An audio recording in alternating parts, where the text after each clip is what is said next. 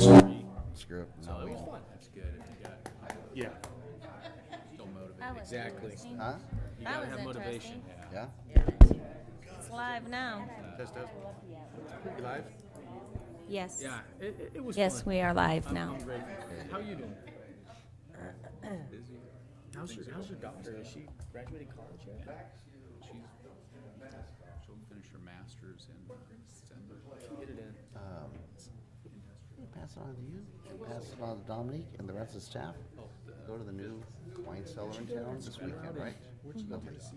Utah? They have nothing but good to say about the city. The city's easy to work with throughout the whole process. They're fantastic to work with, you know, and they're more than helpful, not just with Eric Webb, you know, the owner of the wine cellar, but also with everything that's gone on so Did you have far. to walk you know, on, or how'd you do? Permitting with the whole front building, Yeah. royalties and everything like that. Now the winery, he had nothing but good things about you guys, so I'll just pass that on to the staff. I will. Is Justin on the phone today? He is. She did her bachelor's in. Wow. And then Why? took me That's five. not what works department, though. It's, No, that I had. Mayor, we're ready to start when you are. it went from No, I wanted to pass along thanks. I passed along to Dominic last time. Stop sign. Okay. Houston, Good. Oklahoma. So over on that street in front of it. I know it's there. So was But she if anybody just drove down and finishing didn't up know looking there for was a a job? stop sign, you weren't gonna see it.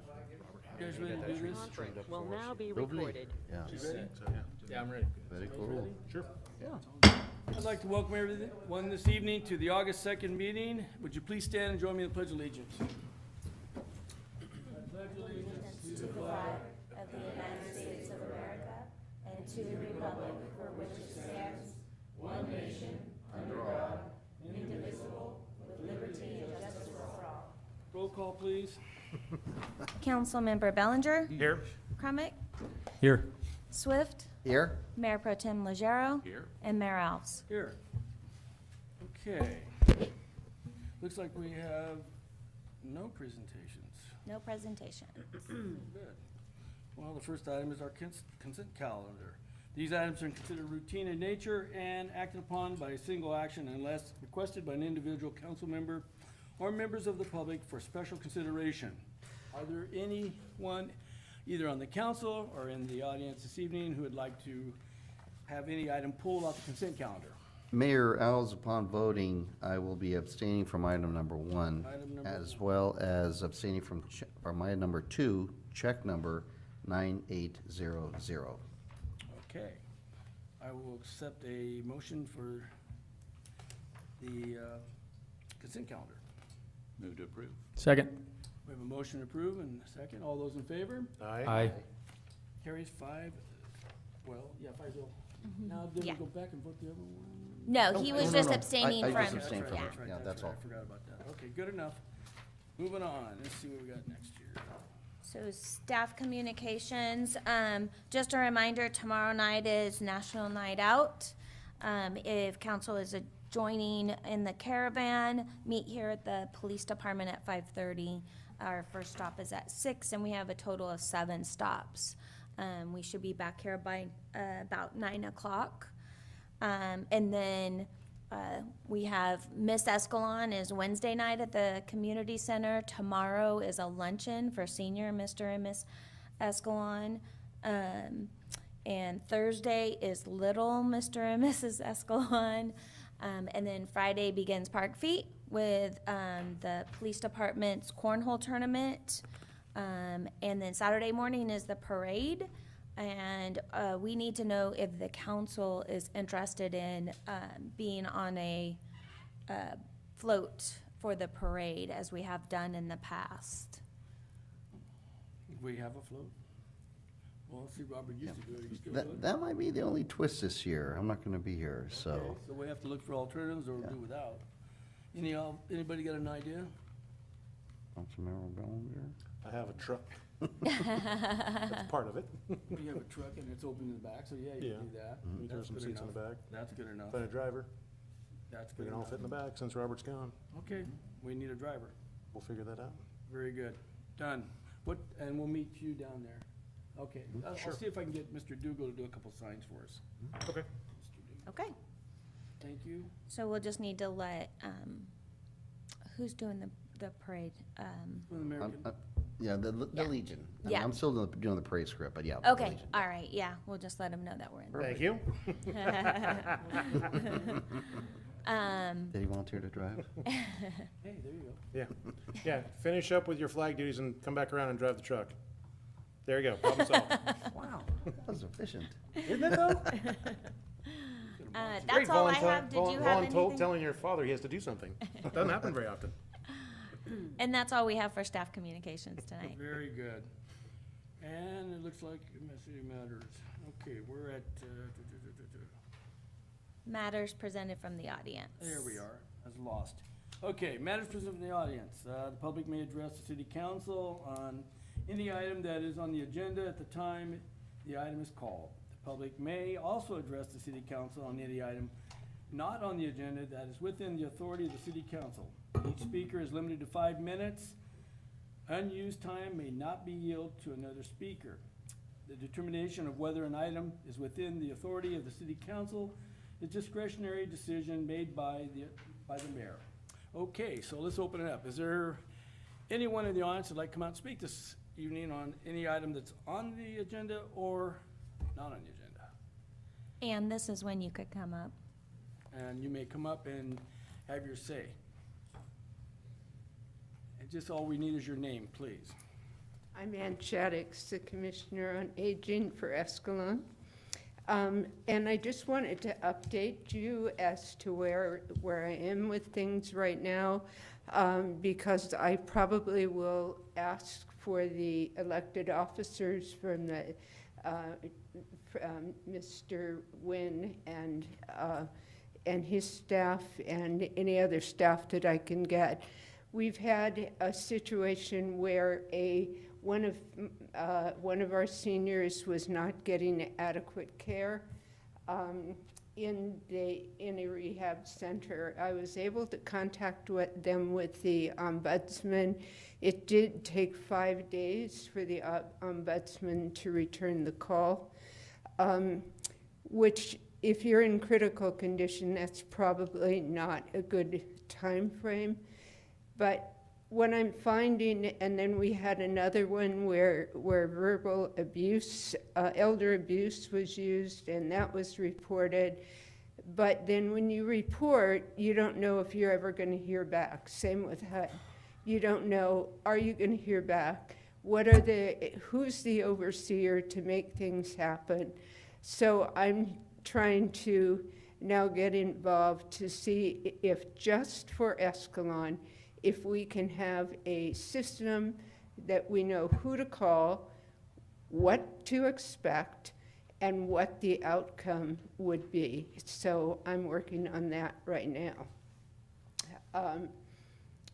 Various things come up from our seniors, and we just have to have information readily available to us. Aside from that, I just wanted to tell you that the Escalon Senior Fun Bunch will be celebrating their anniversary on the 11th. Mayor Alves is going to be our guest, as well as an invited guest, Robert Swift. You are always invited to come, but at some point in time, if you haven't been a speaker, I will invite you to be a speaker as well, because I would like for my seniors to get to know you as well. So then the final thing I would ask the council to remember is when I made my last report, I had specifically requested that the Jilton contract include a senior discount, a responsible senior discount. I tried to read the contract. I didn't find it. I'm just asking the council to address that when you get to that point. If you have any questions. Gentlemen, any questions? Nope. Doesn't look like, but thank you for your work. Thank you. Very much appreciated. Is there anyone else who'd like to come up this evening and speak?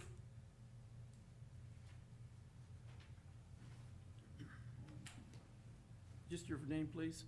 Andreon Shear. I have the dance studio here in town on the corner of First and Center. And I was here 2 weeks ago. I presented my case in regards to the parking issue. And I'm here again to check in. I know that things don't happen overnight, but I'm just looking for progress. I don't know if you guys have had the chance to collaborate, but I gave a few options, such as possibly letting us park diagonally towards my building so that I can gain 7 parking spots instead of just have 2. And the alleyway is being used by Escalon Transmission, and they seem to claim that. So I was told that I was not allowed to park there. I don't know if that's changed, but nothing has changed really on our street at this time. And I've done a lot of observing the last 2 weeks, and the merchant yard, you know, they have 5 businesses going, and that parking lot on the parcel accessed by Roosevelt isn't really being used by, you know, clients like us, I guess you would say. There are 2 cars that are there constantly parked all day, and I'm assuming that's the employees from the H2 air conditioning. And you know, on a Friday night when the wine tasting place is open, the parking lot is absolutely full, and it's after 7 p.m. So the signs that are up there that says no more parking than more than 2 hours and no parking after 7 p.m. is bogus. It's not being used. So if I can ask for those signs to come down, then I would park there, and I would park there for at least 3 to 4 hours in my day, because that's how long I go to the studio, is in about 4-hour blocks. So if I have to speak to the owner of that place, you know, maybe that could be helpful. So that's one thing. And again, the alleyway, if we have permission, and then if we have permission to park diagonally, as I know that for you guys to, you know, purchase the corner of First and McHenry and pour concrete there for parking is, you know, not realistic at this time. I'm just looking for other options. I've noticed too that from the corner of McHenry all the way to my building, that the majority of the curbside is red and with no parking signs. I don't know if that's because of how small the street is, or if it's because the city requires no one to park there, but if you guys actually cleared that space for me, it would be huge. So I am checking in with all of you to see if anything has came up. Staff? Can we respond more? Just briefly. You want to respond with? Either way is fine. So You we talked did to have the our engineer. city engineer go out to the location and look around the area, and the area that she's speaking about between McHenry Avenue and her building Sure. that she's using for Powerhouse. There is room to remove. It's not painted red, but there's a lot of no parking signs in the area where we could take down the signage and make at least 3 parking spaces available. So then we talked about how we would go about doing that. And so to match the First Street parking that's going down the road, they have the white kind of Markers. boxes in the street that people would park in. We can add those boxes onto the street that show those 3 available parking spaces. And so that would entertain 3 additional spaces than what we can have there currently. How far from the corner then from McHenry in on First Street would still be red? I'm assuming there's still gonna be a portion of that because it's a tight corner otherwise. There's a minimum of at least 15 feet. Is that Yeah, accurate? it's like the first section to a driveway, when you directly make that turn, that we would leave the no parking sign up there. That would add 3 parking spaces in that area. As far as any other areas, it's difficult because there's a sidewalk running through the area where they're requesting to In parallel regards to park. the diagonal In parking. the- In regards to the diagonal parking lot, and so we can't really have people park in that area because that's where the sidewalk is currently located. Is that on the east side of the building? That's on the center side. on The Center Street along- side, On Center Along Street. the powerhouse. which where is the trees- east side, It's the east side, yeah. yes, And because there's a sidewalk there? correct. Yeah, the Saw that. sidewalk has to be made Yeah. available for people to utilize it. Is there actual sidewalk there? It is a sidewalk, yes. Hard to- It must be buried or close to it. It's pretty well damaged. It's old. It's old Antiquated. and it's probably smaller than our standard now, but it's existing. Interesting. And there's a sidewalk across the street? Yes. I think it's only on the one side. Just one I side? think it's just on the Ah. east side. I don't. No, on there's the sidewalk center. on both sides. There is sidewalk on both sides. I Yeah, think. but the trees have, obviously the roots have grown, and so it's uneven. Okay. I brought pictures if you want to see how wide it is from the trees, the gravel, all the way to my building. The cars can be parked there comfortably. However, I understand that it is a sidewalk and people need to use it for a sidewalk. I just was trying to find options, Yeah. and What about this parking on the other property, the 2-hour limit and all that? How are we doing with that? So, Mr. Mayor, if I may, since we're in public comment and it's not on the agenda, Right. we could either agendize it so the board can actually discuss it further, or. Well, maybe staff can give me some feedback. Well, that's what I was gonna suggest, is maybe, Mr. Mayor, you indicate to the citizen to reach out to Ms. Romo, and she could update her personally regarding what's been discussed and has been happening regarding this parking lots, or the We have parking it. spaces. Would you, tomorrow, call her and see if she can give you some more feedback on that stuff, and see if maybe that'll help you? Sure. Are we not able to request an update from Ms. Romo tonight? Because it's not on the agenda, or can we put that under staff communications and you can update us on what's been going on? It certainly could be under staff communications, and staff There you can go. update. Let's go back to staff communications and I mean, get an and update so- from Ms. Romo. And There so you go, I like that. basically the update I gave you is where we're at right now. The focus was more on opening up that area along McHenry Avenue between Powerhouse and McHenry for parking. The other areas, the alley being an exception, we can put a letter out. An alley is a public space. Nobody can claim ownership to it. It's our property. So we can follow up with a letter to the transmission shop, letting them know that it is our property and you can't claim it. No, he can't claim it, but we put him in a position, he had to claim it. That's the problem with that deal. Yeah, but I mean, and we don't have to say you can't park there, but we could advise, you can't tell somebody else they can't park there. If it's going to be used in that,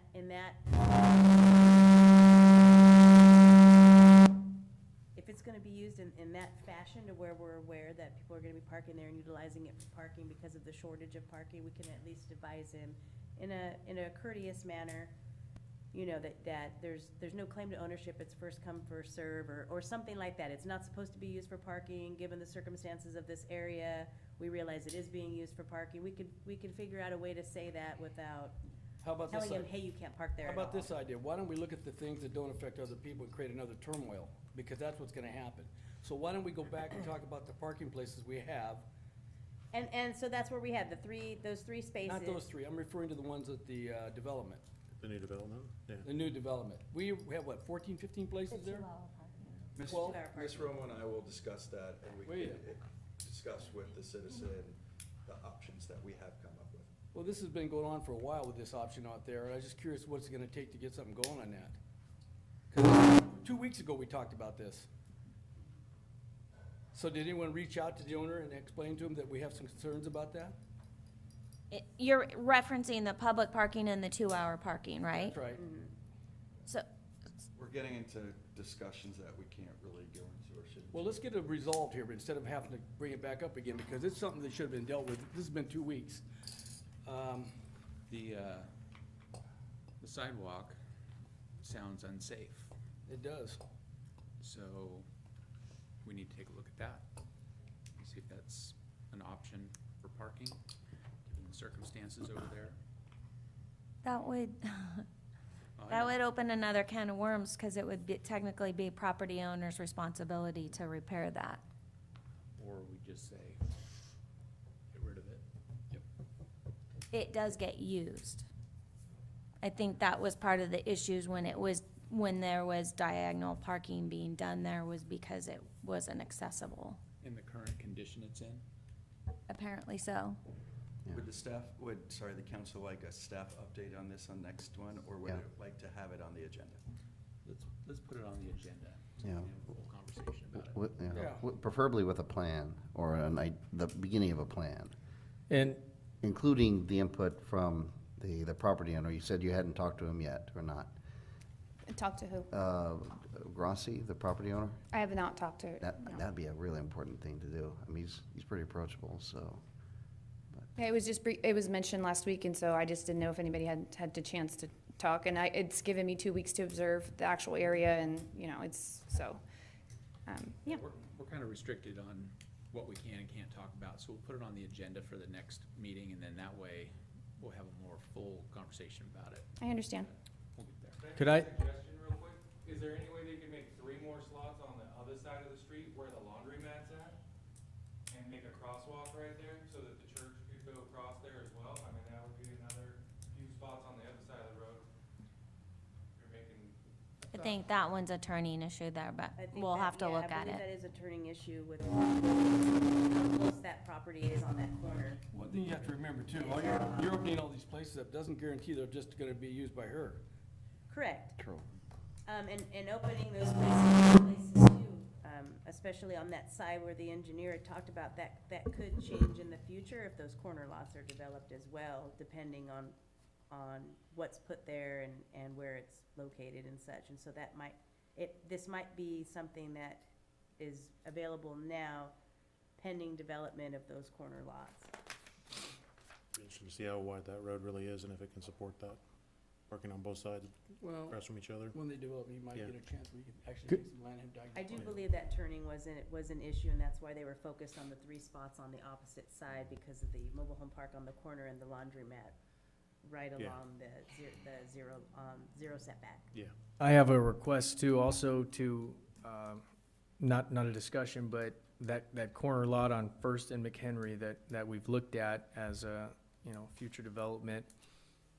I would just like to request that go on the agenda for discussion about what are the possibilities for that corner as far as possibly maybe a parking area that would service those businesses and those churches and that area. I think that's something that we should look at.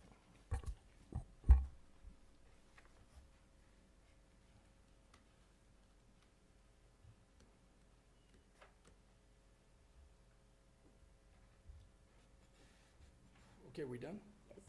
Thank you. All right, and, thank you.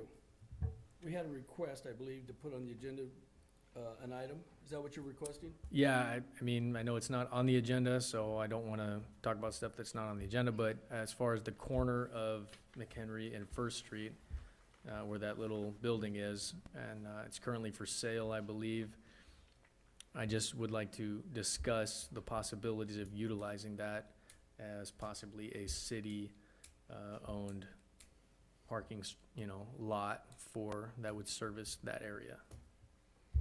Okay, well, I think you need a second is what you need. I'll second it. There's a motion and a second to have that stated, as stated by Councilman Crummage, to look into the possibility of acquiring the corner property for city parking.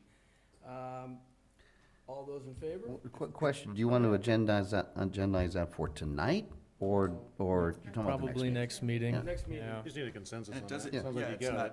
sorry, Mr. Mayor, it's not a motion. The vote on it, just, With the two's consent. good? Correct, Your Honor. All right, gentlemen, two's good, it's on there. There you go. All right? All right, is there any more that anybody would like to talk about this evening? Doesn't look like it, so we're gonna bring it back to the council, and we're gonna talk about administrative matters. So, item number 3 is the discussion and presentation from Jilton Solid Waste regarding contract changes and rates. Tonight, Jilton will be making a presentation asking the city to consider an update to their current contract and to revise the rates to reflect the impacts of SB 1383. Very good. Would you have your name, please? Yes, Tracy Norris, Corporate Thank you. Communications with Jilton Solid Waste. Thank you, Tracy. That's okay, thank you. And on behalf of Jilton Solid Waste, I want to thank the council for allowing us to come back and talk to you about what we believe is the best path to compliance for the city of Escalon as it pertains to SB 1383. If I can figure out where I'm pointing. Where am I pointing? Should be this way. Is it? Did I turn on the side? Oh, I don't know. Oh. You know what? The red is showing. There's green, that means go, right? Yep. Okay. See if it works. With the There you green, we'll go. go. Okay, so tonight we'd like to talk to you about long-term sustainable solution, talk about our research, get into what your new collection service costs will be, talk about continuing our partnership that we look forward to, and then obviously ask, or let you ask any questions and give you any answers that we can provide tonight. Yeah, where am I pointing? Oh, okay.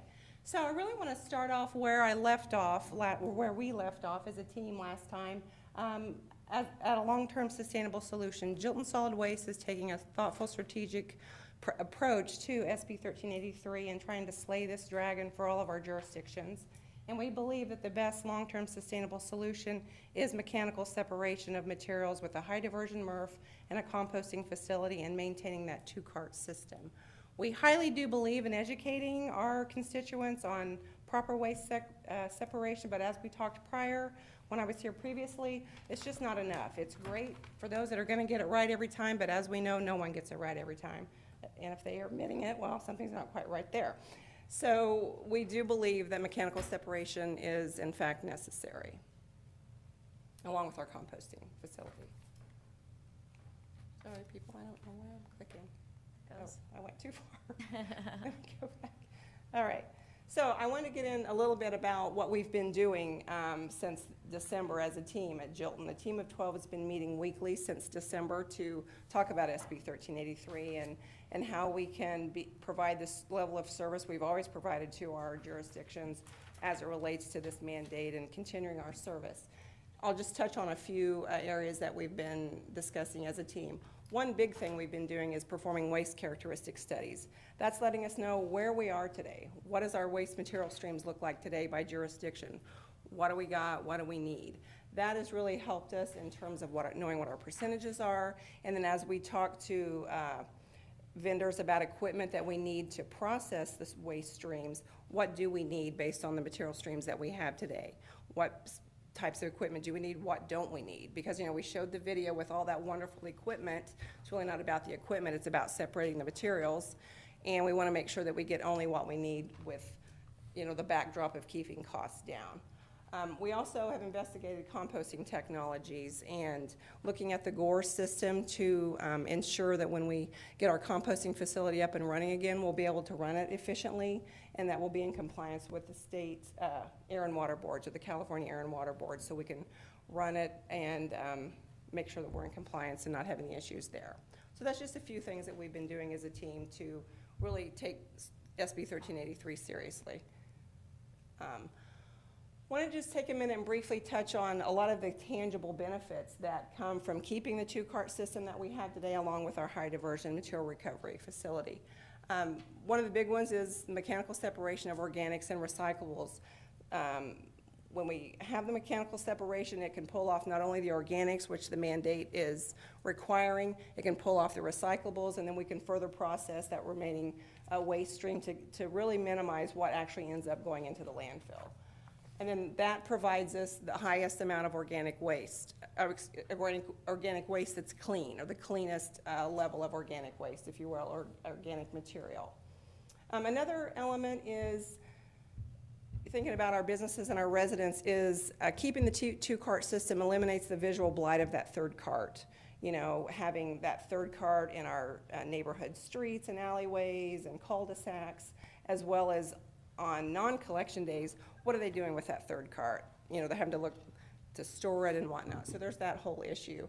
And then one other I'll mention is, you know, the one-pass truck that Jilton runs. It's been running for years.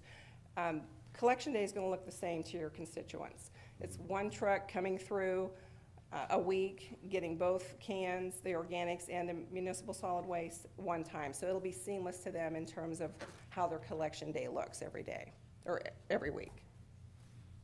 Excuse me, I had to, Sure. Very brief question. Are there any waste management facilities anywhere in the state, including the Bay Area, that think that they can accomplish what SB 1383 wants them to do with just the three-cart system?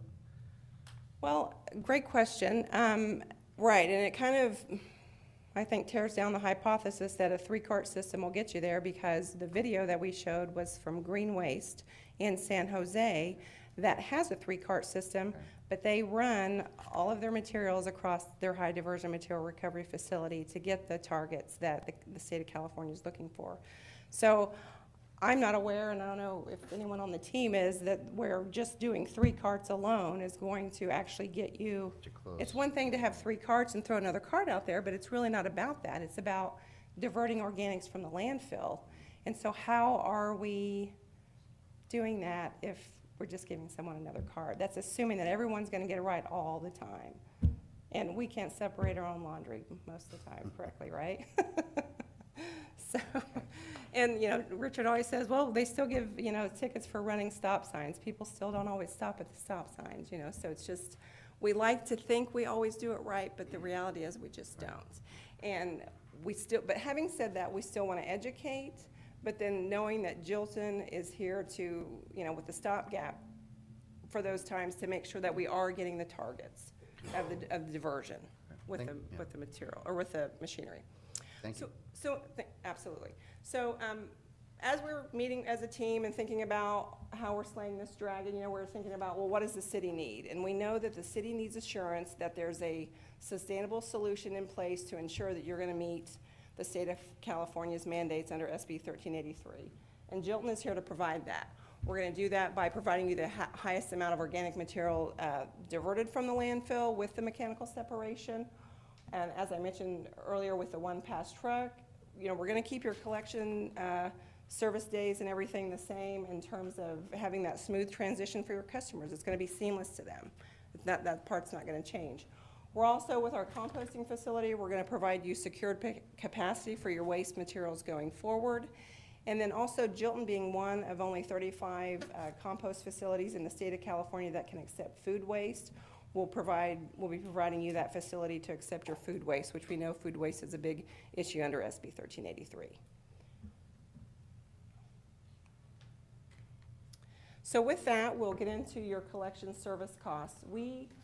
Based on our research, we are positioning ourselves to be able to process the material waste streams, both from our organics or our green cart, as well as the black cart or the mixed organics cart.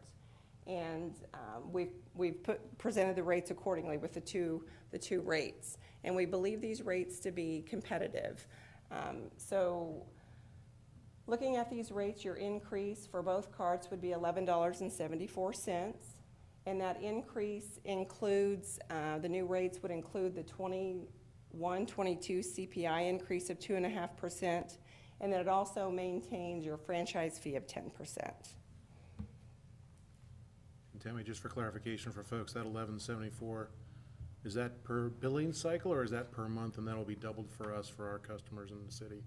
Per It's- month, so it That's would a be per month? doubled. Okay, thank you. Thank you for asking that question. It's a good question. It's a monthly rate, yes. And then we have your commercial bin rate. Oh, Yeah. What I thought, so that goes on top of already. That includes the 2 and then the commercial bin rate will be an additional $5.05 per yard per week.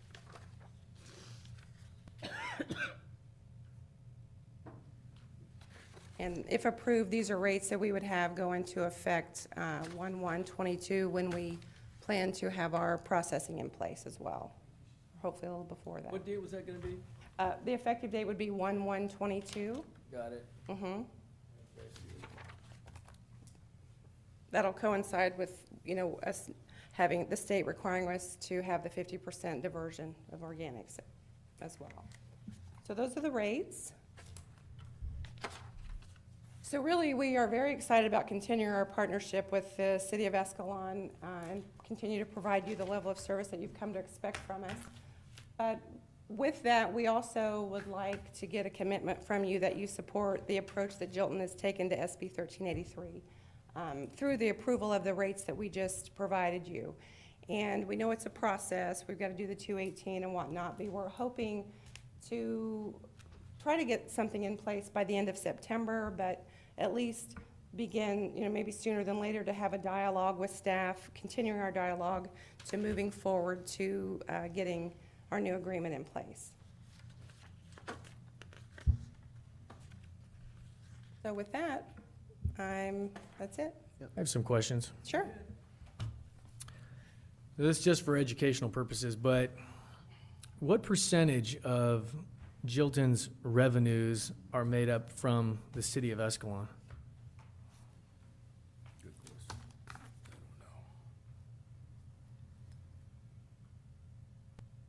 Maybe 2%. Okay, 2%. So obviously, Jilton services a wide area, and we're maybe a small fish in the pond. But from our perspective, and I can speak for everybody up here, you know, it's our job to look out for the citizens when something happens like this. And believe me, I empathize with your situation when the state comes down and they say, hey, here's a new law, this is what you have to do. All of a sudden, you're looking in some serious dollar terms, right, of building this new facility and the MRF, stuff you probably never planned for.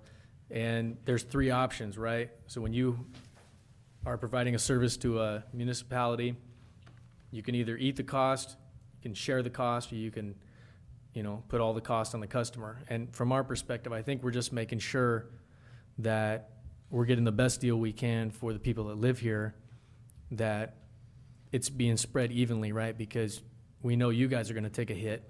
We realize that, a big hit. And there's nothing you can do about it, right? Because they put it down on you.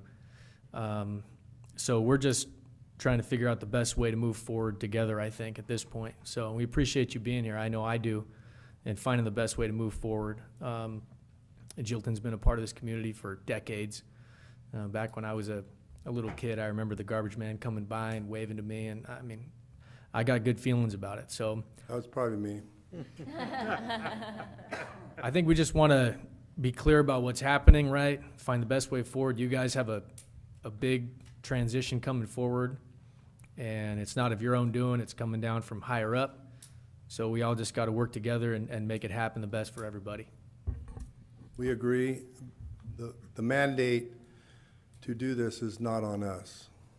It's on you folks. Every city has to have a plan to do that. We're just a tool to facilitate that.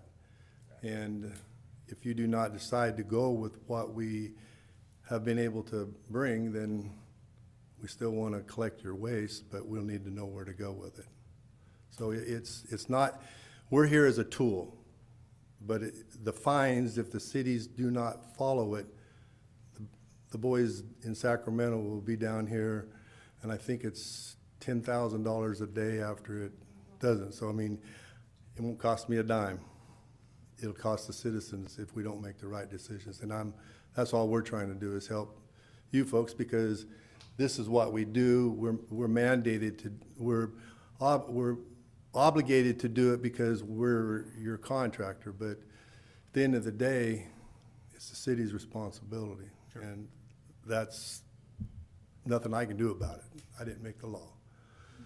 So how does this not go to an RFP? Is it a single source contract because it's such a specific service that you're providing? How do we change the current contract that we have now, change the terms, change the length, change everything about it without going out to an RFP? I'd have to look into that further, but I agree with you. It kind of reads that it should be going out for an RFP, and if Jilton is correct and they've positioned themselves properly, then they're probably going to be the only person going for it, or they'll be competitive with the others, allowing the city to appreciate all the work that they've done. I will look into that to see if there is a way not to, or it shall, and I'll give you an opinion on it. You know, I kind of sort of, I see exactly where you're coming from. Typically, if you're gonna be changing a contract that much, it does almost invariably trigger that RFP process. It's right in the contract, guys. It's in our contract. And it's gonna have to go to a 218 anyways. Right. But, And you would be going out to RFP for what? well, that's the question. Do we have to? Right. It seems to me you're providing a specific, you're addressing a specific need that we have that other businesses in your business may not provide. It's an expansion of what we've already been doing. That's what we, We've In been essence, composting your green container.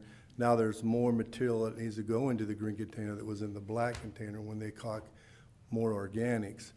And then they've upped the game on how and what, how it gets recyclables, contaminants that go into a compost facility has to be less than 1%, where we could have got by with 5 or 7%.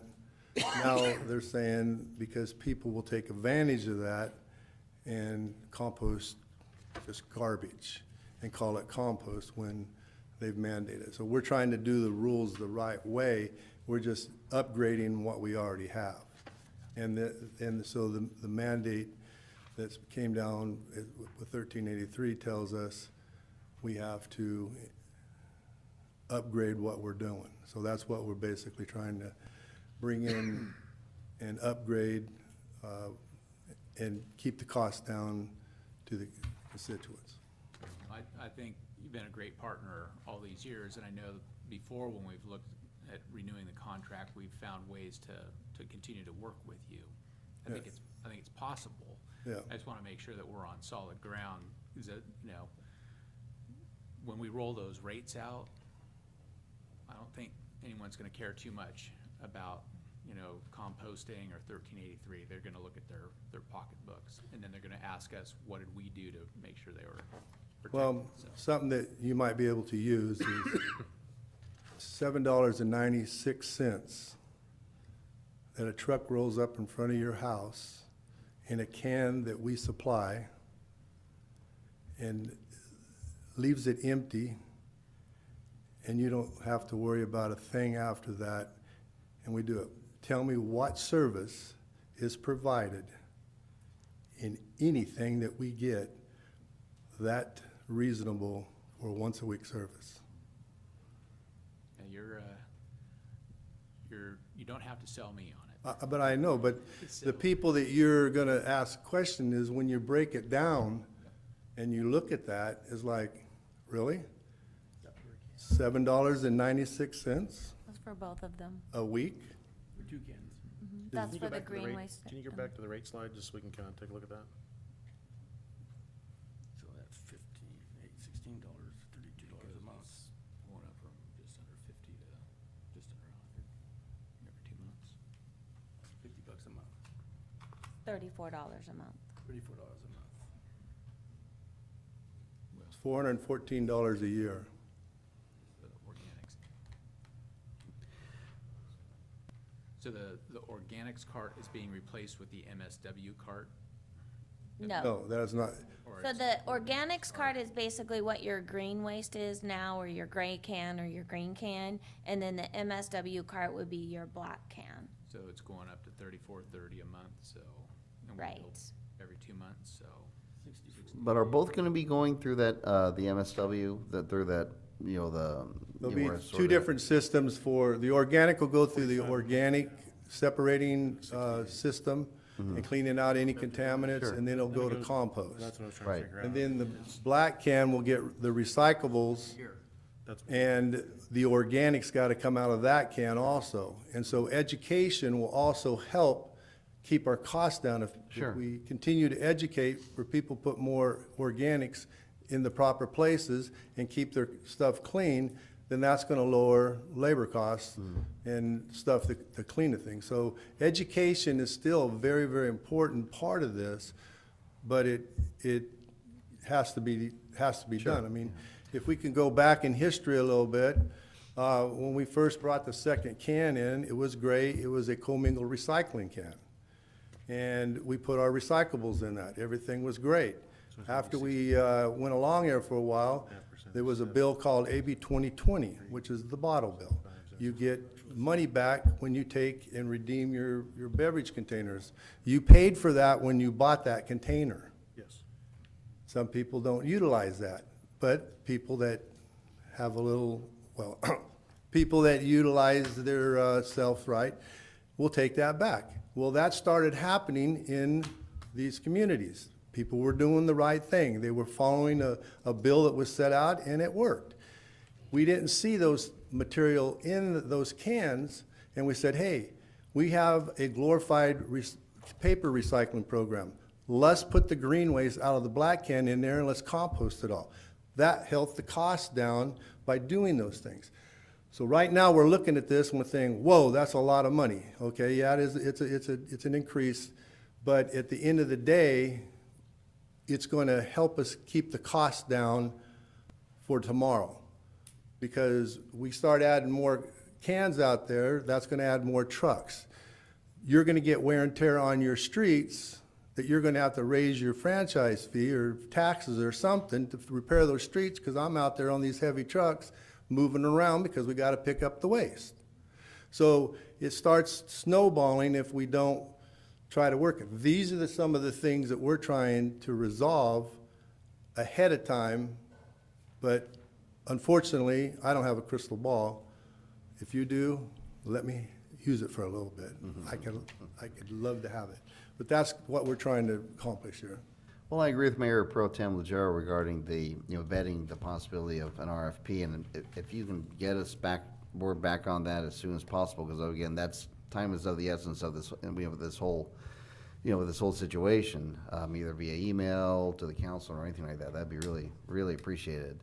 I know a lot of my questions center on, in terms of, okay, if you do have an RFP or anything like that, then who else out there can provide this service within the bounds of also complying with SB 1383. So, and I know you're building an MSW facility. Can you speak on what other waste providers are dealing with in this area? I mean, it doesn't make any use to talk about what Southern California is doing or even the Bay Area, because they're a little too far away, but it sounds like, from what I'm understanding, you guys are already ahead of the game a little bit. Correct. We already have conveyor belts at our MRF. We have a MRF transfer station. Right. But we have to upgrade some of that equipment before we can do more things with that. Right.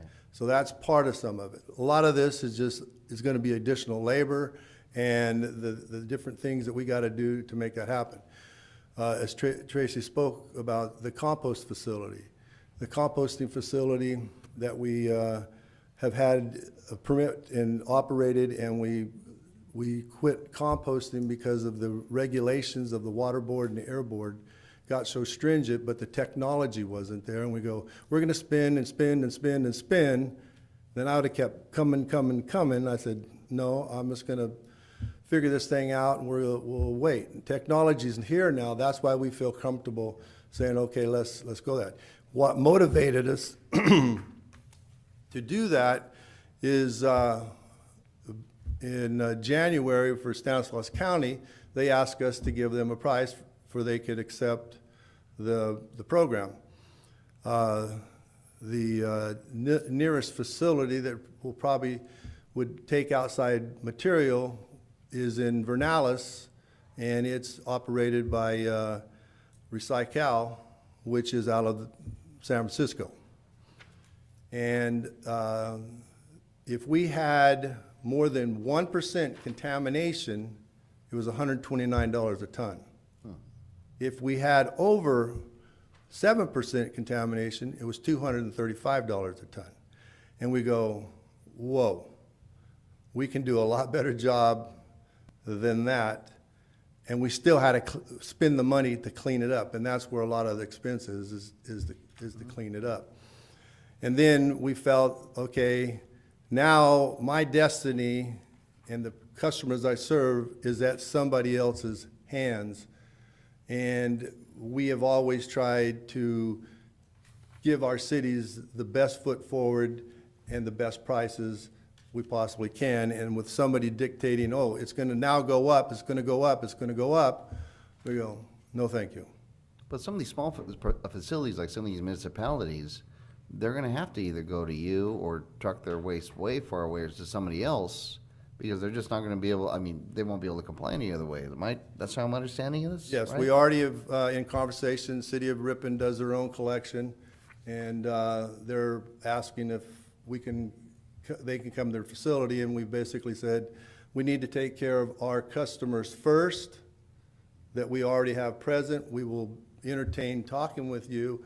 City of Manteca, Merced also handles their own material, and they're having compost issues because the county runs the landfill, and the county says we're not going to accept food waste in our compost facility that we are operating because they can't get the permit to do that. So they're standing there going, what do we do? What do we do? And so we're trying to figure out those answers. But right now, our cities that we service is our first priority. And if, you know, Escalon says, I want you to take it to Vernalis, we'll take it to Vernalis, and I'll have room for a Ripon or something.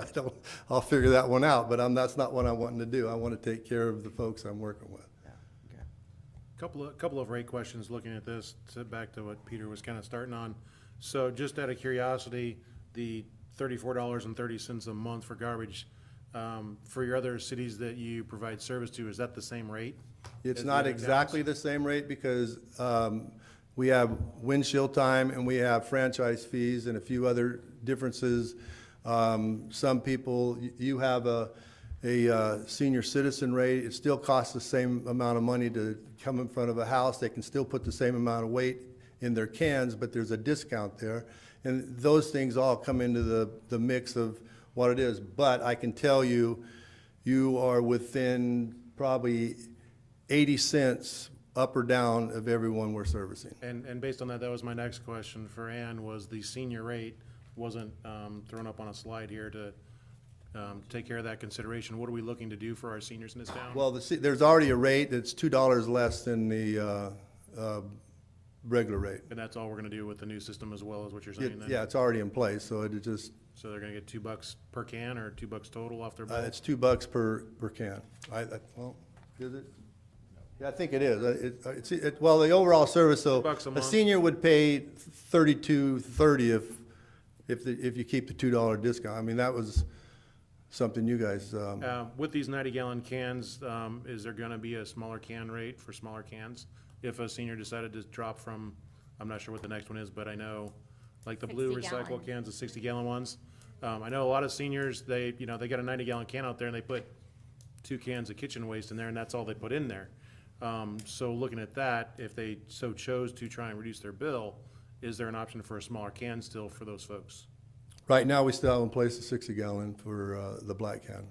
Okay, so we can reduce, they can. Yeah, that's not gonna go away. I Okay. mean, I just all wanna make that, sure that all this there's- is just, the majority of everybody has I agree, Yeah. yeah. But I know some folks can get away with a smaller can, so looking to shave some costs for some of the senior folks out there. Right. Maybe they can work with a smaller can, And- maybe. So, and we're very and much where- interested in that, yes. Does that senior rate start at 60, 62? Where does that start at? That's ours, it's That's- ours, which is 62 currently. Okay. so just to get down to the bare bones here, what's the monthly increase for this? $34? No, it's $11.74 is the monthly increase. The total for a month is $34.30 with the 90-gallon can. So if you have 90-gallon cans, you're gonna see an increase of, So if you have 2 garbage cans like I do, what's the increase gonna be? $11.74. Okay, so per month, right? Correct, 100 and whatever, $20, $130 a year. correct. And this is gonna enable Jilton to cover the costs for your new, And Processes for us to meet the state mandate. and for us to meet the state mandate, right? We're talking 11 something dollars a month, $140. $140. So, like I said, I think that this is something, and just so you understand why, I mean, we're a small part of your business, right? But the reason we care is that's the reason we got up here is we're looking out for those costs, people that are on fixed income. What's $10, $20 to you and me, maybe a bigger impact to them. So we're doing our best to look out for people, right? And every increase, and like Mayor Pro Tem Legero said, this is kind of like a utility, right? We don't have a lot of competitive options, right, to go with other than RFP and things like this. So that's why we're looking at it. But $11 a month increase, I'm not sure this is something we can have a huge, long debate about, frankly. I mean, it's got to happen. And they're providing a good service. So you're looking for a commitment from us on the rates, that the rates are in the ballpark, that we could tolerate, I guess. Well, yeah, these are what we need. I mean, what we're needing is to be able to get approval for we can start getting things set up, knowing that you folks are in the mix of, we gotta take care of you and put all the other things in place. We have to get this stuff in place by January 1st. That's when the clock starts ticking. All right, And, you were also looking for a longer-term contract, right? all we were looking for is, we have a 4, we put on notice, and then, you go out to bid after 4 years if service is bad and those kind of things. We just was asking for a couple more years on that. That makes our financial institutions a little happier when, we have to go sign on the bottom line. So you're looking for 6, 7 year? 6, and then I think it goes up from 6 to 8 or 4 to 8, and it just bounces back. If service is there, everything's up to kosher. We're not coming in here and saying, hey, I need another $100 a week or whatever. I mean, everything's within reason. You have, you know, if our service fails, you have good, you can take over and boot us. And don't have to wait the 4 years. But if everything's going fine and you just say, hey, it gives me time to advertise my equipment. I mean, a truck that pulls up in front of somebody's house right now is costing $450,000. And we are looking at having to go to electric. And Sorry. they're Is that happening too? Is that going already down the starting road? that process because they go after the city transportation and garbage collection first and foremost. And so, right now, the trucks that we're looking at are out there. We don't have to buy them yet. Some people are trying them, but I can run a truck 24/7 as long as it's got diesel in it. Electric truck can't even finish a 6-hour route until it gets charged. They have booster chargers, but it takes 45 minutes to booster charge that truck. So now I got a service pickup running around, so I have to stagger start all my trucks before I can get them charged. Lunch breaks are 30 minutes. Now a guy's on lunch break and now he's on charge break. It's like, people who are thinking here, but, Pray for a recall. okay, I will. I've got one more question, because I know I'm gonna get asked this question probably after you leave, just for the senior folks out there that may wanna reduce the size of their garbage can from 90 to 60. Do you have a rate that we could tell them what they're anticipating for a smaller garbage can, possibly? If they went to the smaller can, I don't know, do you have a smaller green waste as well? Or just the black? We do not have a smaller green, but the small, 60 right now, the rate is 1113, and I didn't do the math on it, but it would be the 1174 added on it, just like everything else. So right now it's 1130, 1113, 1113, and then you'd add the 1174 to that one as well. So it'd be about $5 less, maybe. That's what I was trying to get. $60 a month a year. Plus the senior discount, so it's 7 times 12, 84.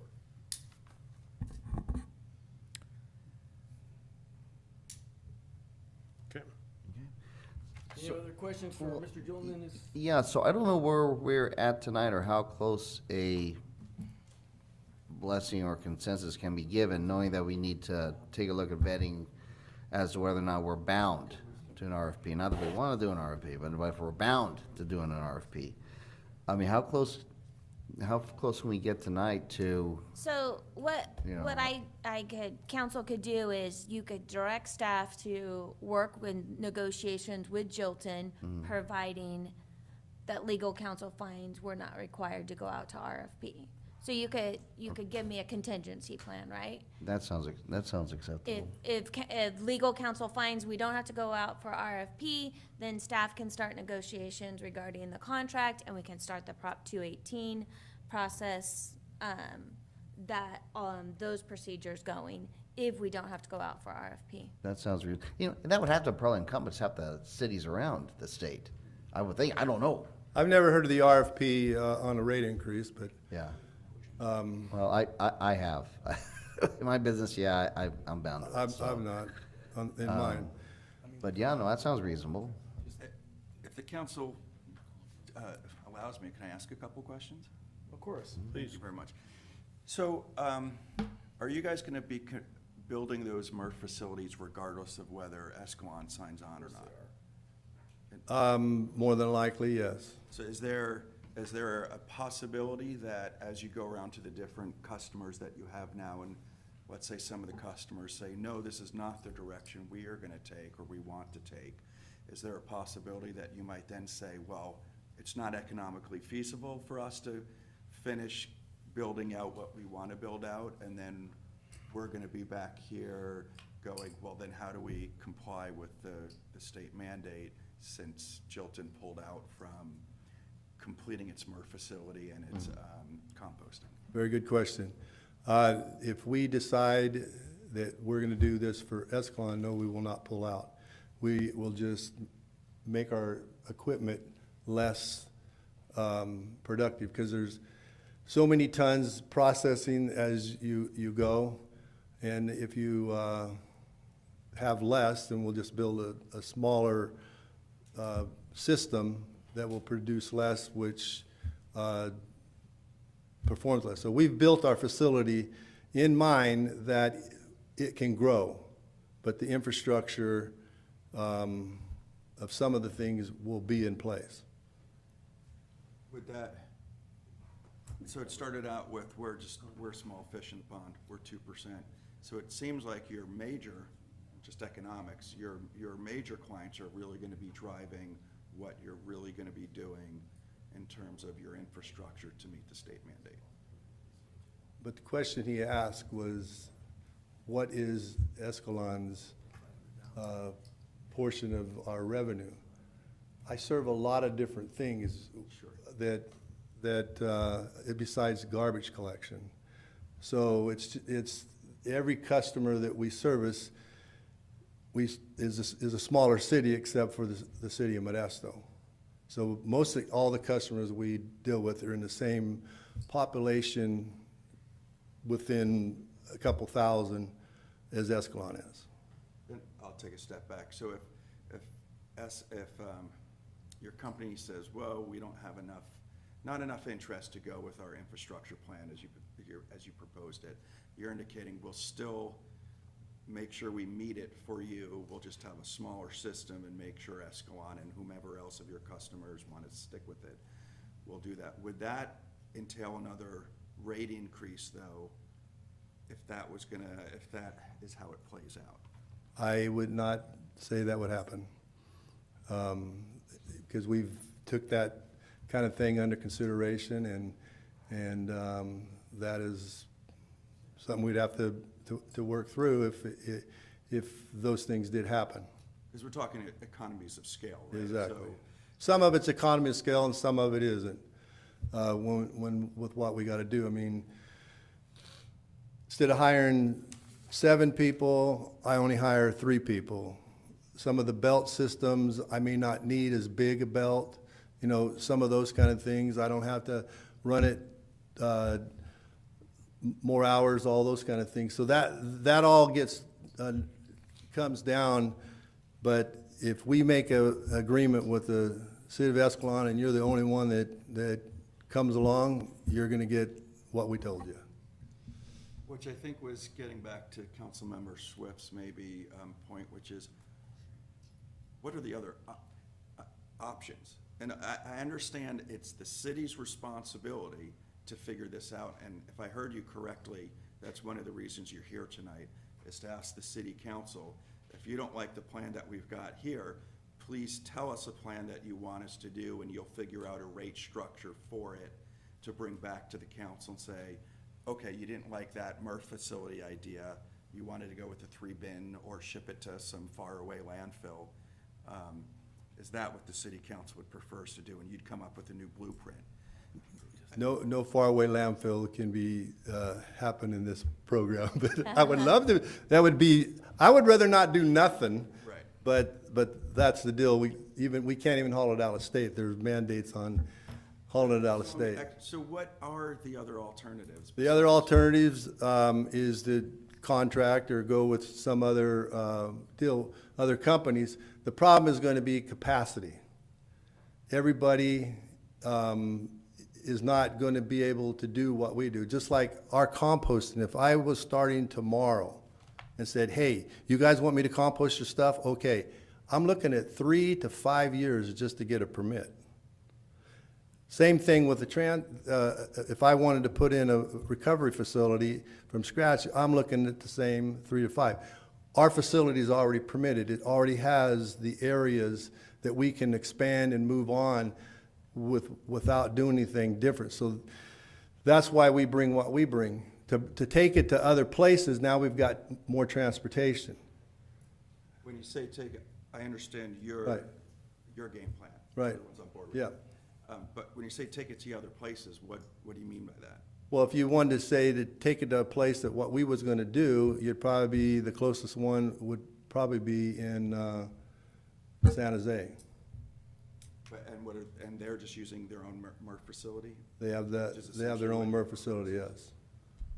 Nothing like what they're operating now. I think they're a little overkill. But they're $120 a month for their disposal costs. In terms of options, I guess I'm still stuck on the options, which, is there really any other option to meet the state mandate besides increasing MRF and composting?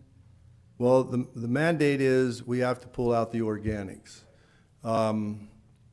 And either system, if we do a 3-can system, you still got to pull out the organics. You still have to get it out of the black can, you still got to get it out of the green can.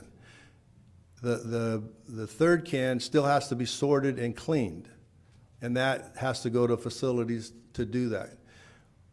What we're saying is with the 2-can system, we only pass by your house one time, 52 times a year, wear and tear on the streets are less, and then therefore, we're not having to haul it any further. The closest spot, I think we're 25 miles at most from center of Escalon to our facility. Windshield time is very costly, especially in a $450,000 truck. The shorter distance you can drive it, the better you are. San Joaquin County has some MRFs, but they're not composting. We've even had conversations with San Joaquin County and saying, can you help us? Can you help some of the other haulers in San Joaquin County? Because they know our unique position that we can be able to solve a lot of people's problems. One last thing, if the council Go ahead, you're doesn't fine. mind. Helping our seniors out has been a very important thing, especially with the city council. And I know they get a $2 rate, but a $2 rate over time is less of a discount, right? We have this is a 34% increase, which is probably necessary. Mm-hmm. But that $2 discount doesn't match that 34% increase. Is there any opportunity for Jilton to present to the council more of a discount for the seniors, even if there's a trade-off somewhere else you can propose? I'm sure we can, if that's the desire of the council. I mean, what we've done when we did what we did was the desire of the council. Yeah, if you've got room on that, I mean, if there's some way to Questions? work on that, that's an excellent idea. Would that, in essence, raise the other rates? Well, that can happen. I mean, I mean, one way or another, it's gotta get, so, you know, it's all in perspective. They're not always less waste there, but there is a benefit that you're being able to help people. But that's you folks' decision. We're not against it. Well, where the help should come from is the state of California. It should not come from him. He's a businessman trying to make a living, but the state of California is bankrupting him out, or trying to, and pretty much putting us in a rock and a hard spot. We should somehow come together as communities, other cities, and say, look to the state of California. These are great ideas. Where's the funding? It's another unfunded mandate. It's the same crap they pull all the time. And we sit there and we take it and we absorb it, and everybody gets up in an uproar, but nothing ever gets done about it. Do you have any numbers on how many people actually get the senior discount in Escalon? That would be in our records, You know, because we do the customers, so, yeah. And I don't think I have any numbers. The other avenue not to affect your other rates would be that you, change your franchise fee percentage. Why don't we get the other cities involved? I would just like to say one last thing. Kind of in defense of private enterprise and small business. I know Jilton is much a bigger business than other small businesses. I'm a small businessman, and when the state mandates certain things, so something that I'm dealing with right now particularly is the minimum wage increases, right? So I don't have a lot of employees, but, you know, every year the state says you have to pay them this, you have to pay them this, you have to pay them this. It puts a certain burden on you as a business owner, and you go, well, I've got to look after my family, and I've got these interests, and I have to do that. And it seems like everybody, local governments, state governments, want you to take less and less in order to make this thing work. And I understand how much of a burden that is. So from my perspective, it looks like we have some direction about what we're going to do. But for $11 and $74 a month, and what you guys are trying to do, and I think that Jilton is a quality company. I've called many times because I forgot to take my cans out. And funny story, I think I put too much stuff in there one time because the can was gone when they dumped it. I think it went into the, so anyways, I probably violated something. But I fell in the truck. they, I guess you're not supposed to put concrete in there. But anyways, they you know, they were cool. I think I paid $7 to come out and bring me another can or whatever it was. But anyways, I appreciate you guys being here, and I don't envy the plight that you're in, and I hope that we won't be a stumbling block for you guys to continue the good service. So thank you. I don't think you will. So if I'm correct, what you need from the city council tonight is a consensus regarding going forward with that this city has a consensus that going forward with a MRF idea is the way to go, and that otherwise they'd give you direction on a different way to go, is what you're looking for tonight. So, Yes. well, staff is looking for direction from the council, whether we should negotiate this contract with these rates and go forward. I think we're waiting for our legal counsel to give us some more information, aren't we? Yeah, what I would suggest, like Tam suggested, pending, I mean, if we're free and clear, we don't have to go through the RFP process, then the suggestion might be, then fine, go and start negotiating. That, right? So, the reason the RFP is coming up is because I understand that you're saying this is just a rate increase. Yes. It really shouldn't be going for an RFP. And at the end of the day, it is a rate increase. But there's a lot more happening than just a straight, prices have gone up this year, we need to go up another % or 2.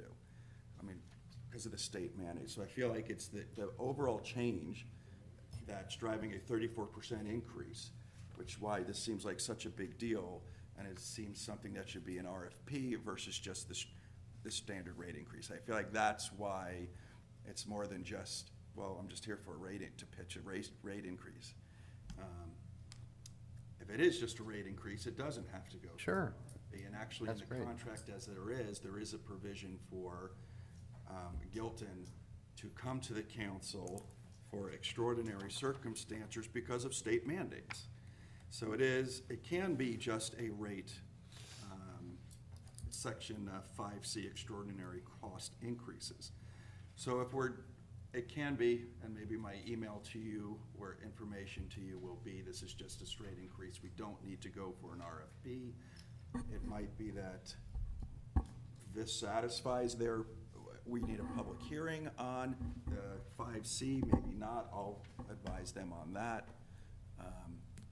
What's my point here? The big thing for us is, as having a fiduciary obligation to the community to make sure that we're not spending more money or committing them to higher fees than they're required to pay. We kind of need to know what our options are. And it doesn't sound like there's a whole lot of options out there.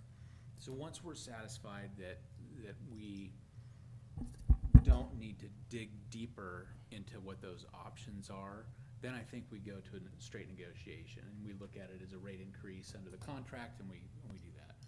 But I think it's important that we know what the options are to make sure that we're not missing something that negatively impacts our community. That sums it up. Very well said. Mr. Mayor, if I may, since this is an agenda item, see if any of the members of the public would like to speak now. If the Absolutely. Council is. We're exhausted. We're exhausted. Okay, not a problem. Is there anyone out in the audience who'd like to speak on this matter? Please come to the podium and give us your name, please.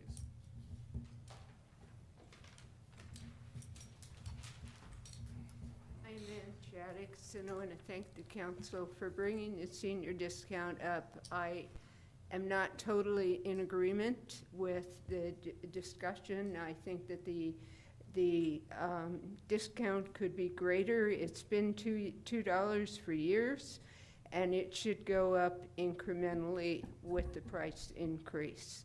So again, I'm asking you to direct the Jilton to come back with a responsible plan for senior discount.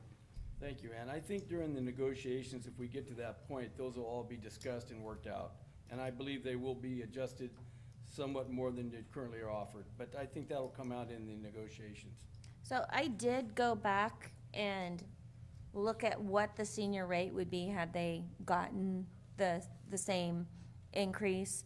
And it would be $2.28 discount. And how many years is that going on? Since 2012 is when our last So contract. 2012 and today, we're at So in 2013, they would have got an additional 5 cents per month. In 14, 10 cents. And that's in relationship to the increases, what you're saying, based yeah. on the $2 increment? Yeah. But to So clarify, it's like $3 a year extra that they would be getting. the discount is not something that Jilton does, that's something that the city does. Right, well, it's part of our contract, so in essence, we take less of our franchise fees to be able to honor Okay. that. So just so I understand what's going on, we're talking about essentially going to negotiations with Jilton on this increase and see what we can come up with at that point. Is that correct? So, yeah, we would be renegotiating the contract to incorporate maybe the longer exit term, and then we have other, a few other items in the contract, some stuff that Jilton's already been taking care for us of state mandates that we would want to put in the contract too. But then we'd have to go through the Prop 218 process for the rates. So we'd have to advertise, we'd have to So we do have notify- to do a 218 That's meant, Yes, That's required. that is in order to facilitate this. facilitate this. correct, yes. And that's got to be done by January 1st, 2022? Yeah, so we would have to send out the 218 notices 45 days in advance of a public hearing to be held. And then at the end of the public hearing, providing the protest, there's not a majority protest, the council could, in essence, adopt. Okay. So, yeah, just last thing is, it seems like Jilton, they've been here multiple times. They've made presentations about why they're doing this, what they have to do to comply, going over the details of the state mandate. It seems to me to be reasonable. And so, I mean, I guess we got to go through what we got to go through, but I'll leave it at that. Question, our current expenditures per year for Jilton is what? We don't have I mean, Well, let's put it this way, service cost, how's that, better?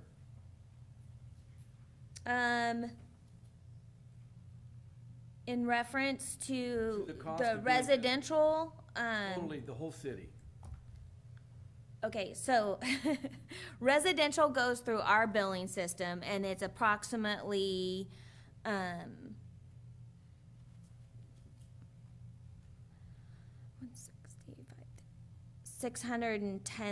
$610,000. We keep, That covers the residential part of it? yes. Okay, what is the commercial part? So on Ben's, I mean, I'm not sure, approximately 500,000. Okay, so we're looking at over $1 million. Next question. Of the two together, which is over $1 million, the city gets a franchise fee. Is that for the total of that? It's 10%. Of the total? Yes.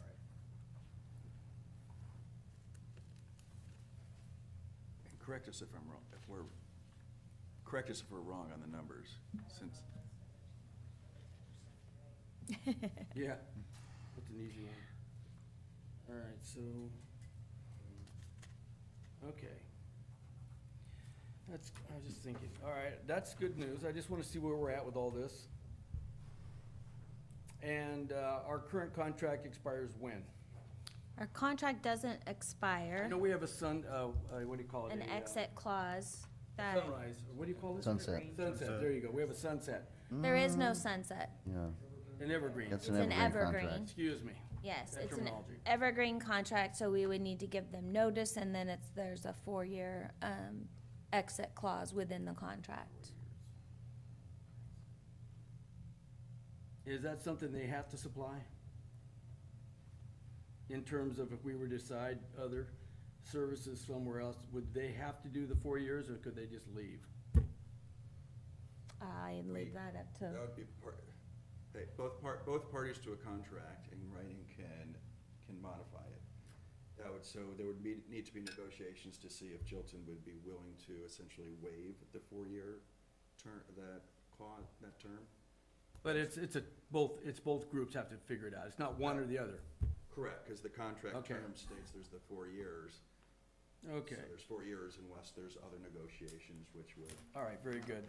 How long has Jilton been providing garbage pickup in A Escalon? long time. 1974. So That's why I said I was probably the guy that waved at you. Because I started on the back of a garbage truck in So- Escalon. we had Jilton back here a number of years ago, decades ago, providing garbage service, and they are faced with a sort of a crisis situation coming down from the state. I understand. we are faced with this crisis situation, because whether we go with Jilton or not, we have to meet this mandate. Well, I understand that, but it's kind of a partnership at this point. Correct, correct. A partnership in Yes. crisis. And so, I think that, I think we'll get the right decision made. Let's leave it at that. I mean, what we're not also looking at is if we go someplace else, we can do that. But now they have to deal with the disposal cost, where it goes to the landfill, what's left over, what compost facility it would go to. All those kind of things were at their mercy. And so we still can collect, but we're gonna have to transport it somehow, some way, either in our truck, or we're gonna bring it to the transfer station, load it up in a larger truck, and deliver it to wherever they're doing. Disposal costs right now are on the average of $64 a ton. That's already included in that. Not on top of handling it even more to clean it, to process it, can add up another $30 or $40 a ton. So there's more already that is going on than what we're improving on. So that's why I have a problem even with an RFP. What are you gonna get when you get done with it? We're gonna spin our wheels, we're gonna come back, and we still don't have a whole lot of options. I got one last question. So when you put in this new system and these new systems in place, this new facility, is it gonna sort of streamline your operation? Are you gonna find cost savings by doing this and as far as your operations go? I don't think that's gonna happen. I mean, all we're doing is adding on some more sorting lines and putting in some more modern processing technology that's out there. Cleaning of the green waste. We're already cleaning the green waste to get it to compost facilities now. The problem of it is, it's gotta be cleaner. So we've gotta upgrade that machinery. That's what all this is about, is upgrading, and it's no different than when we were mandated to go to Tier 4 engines, and we had to start putting all of our trucks that were maybe only 5 years old, we had to park them, and we had to bring in Tier 4 engines and spend more money, because that's what the state of California said the refuge collection trucks had to do. I wasn't in here knocking on your door saying, hey, give me more money, give me more money. It was part of, hey, I gotta get this job done. There's all kinds of things that take place every day. Right now, I'm short on drivers. I could hire 15 drivers, so if any of you want to come to work driving a trash truck, I'll hire you tomorrow, because no one wants to work, because they're getting free money. What's what's like the next big thing coming? Is it the electric trucks? The electric trucks are the next thing. I don't know, tomorrow, we might wake up and say, okay, you're doing a great job on this organic, but now there are water bottle lids that we want to recover, every one of them, and you're gonna have to only be able to pick them up with your pinky. That's how crazy some of this stuff is. I don't know what's gonna happen. All I know is, this is crazy. So there's a lot of cost, what's going on, in what we've already have to be able to do what we need to do. Bay Area cities right now, no one pays less than $55. It's from 55 on up to 120. What happens to the byproduct, Which byproduct? the one you're collecting? The green waste? Green waste, it goes into compost. I see. And the mandate is also just green waste that's gonna go back in compost? Organic, it's gotta be food waste, anything that's So it's a separate compostable. compost. It's not the regular green waste, it's food byproducts. It's food byproducts, anything what they consider organic, because a lot of cities aren't even recycling or composting their green waste. Right. We have been doing all this for 15 years or so, 20 years.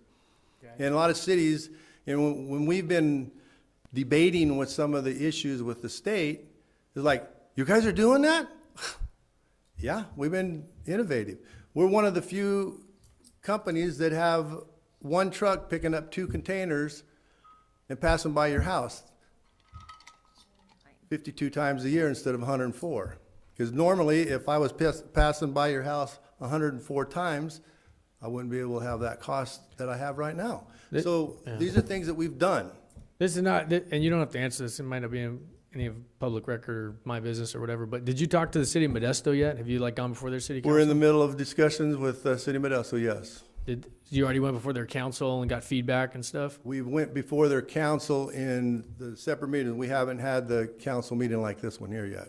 Are they like, sort of like, it's gonna be okay, or do you guys know what they're Every thinking? council member we've talked to have been, like the idea of staying with the 2 cans.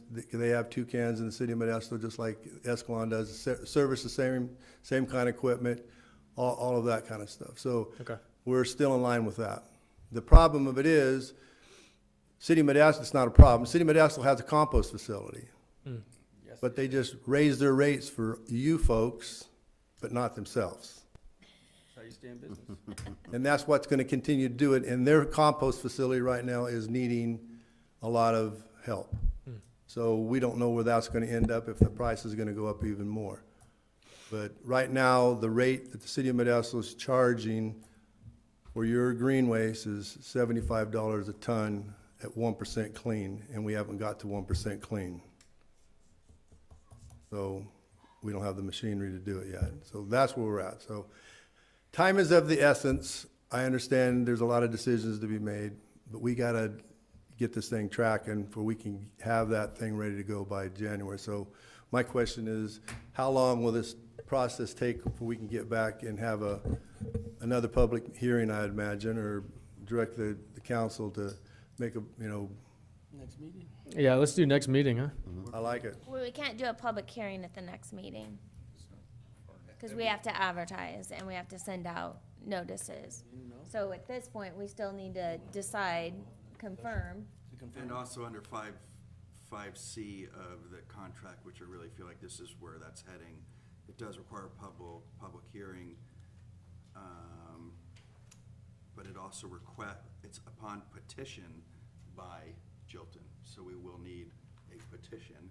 There's no specific form, but just a written request. And as this contract provision indicates, it needs some financial support, right? You gotta break it down.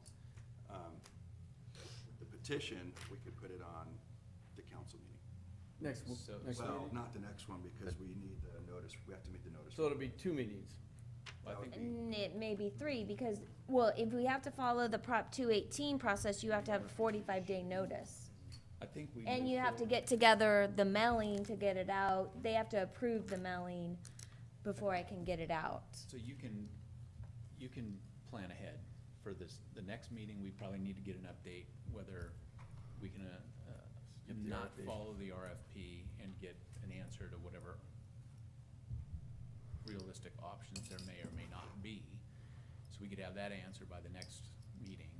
You know, the public hearing set for the following meeting, so we can get moving on that. It would have to be 2 meetings. 2 meetings.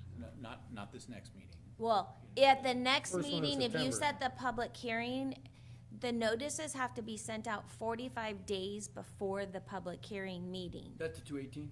Yes. So that means we have to have the notices together. They have to go out 45 days before you can hold that public meeting, Right, so. but I'm looking at it as, can we get answers back from our attorney at the next meeting? The following meeting, that first meeting in September, would be a public hearing, and then the 218 could go after that. The public hearing is to have this discussion on the rates or whatever. is But working. that's what the 218 notice is about, is the public hearing on the rates. So then, the next meeting would be, the next meeting in August would be to any feedback from the attorney. And then, first meeting in September, we wouldn't have any discussion on this at all? Or would it- No. Or it could potentially be an update on the negotiations? Could with be. Staff, and then the second meeting in September would be the 218 issue. It's gonna have to be October for 45 days. That's 45 days from the public hearing, huh? So, okay. So we have to put out notice of that hearing. We're in October. Can we, Speed it up a little bit. can we send that out, notice out before the next meeting? True. Jilton, in the No. meantime, ASAP could put in a petition. Mm-hmm. A petition, and then we will, with the petition, we can now plan out when the Prop 218 hearing is, and have the same hearing, public hearing per the contract. It'd be the same public hearing. So the council has to approve the report before we send it out for the public hearing. Okay. So they have to approve what we're going to have at the public hearing before I send out the Prop 218 notices. So that could happen at the next meeting. Well, is there any way that we can have an answer?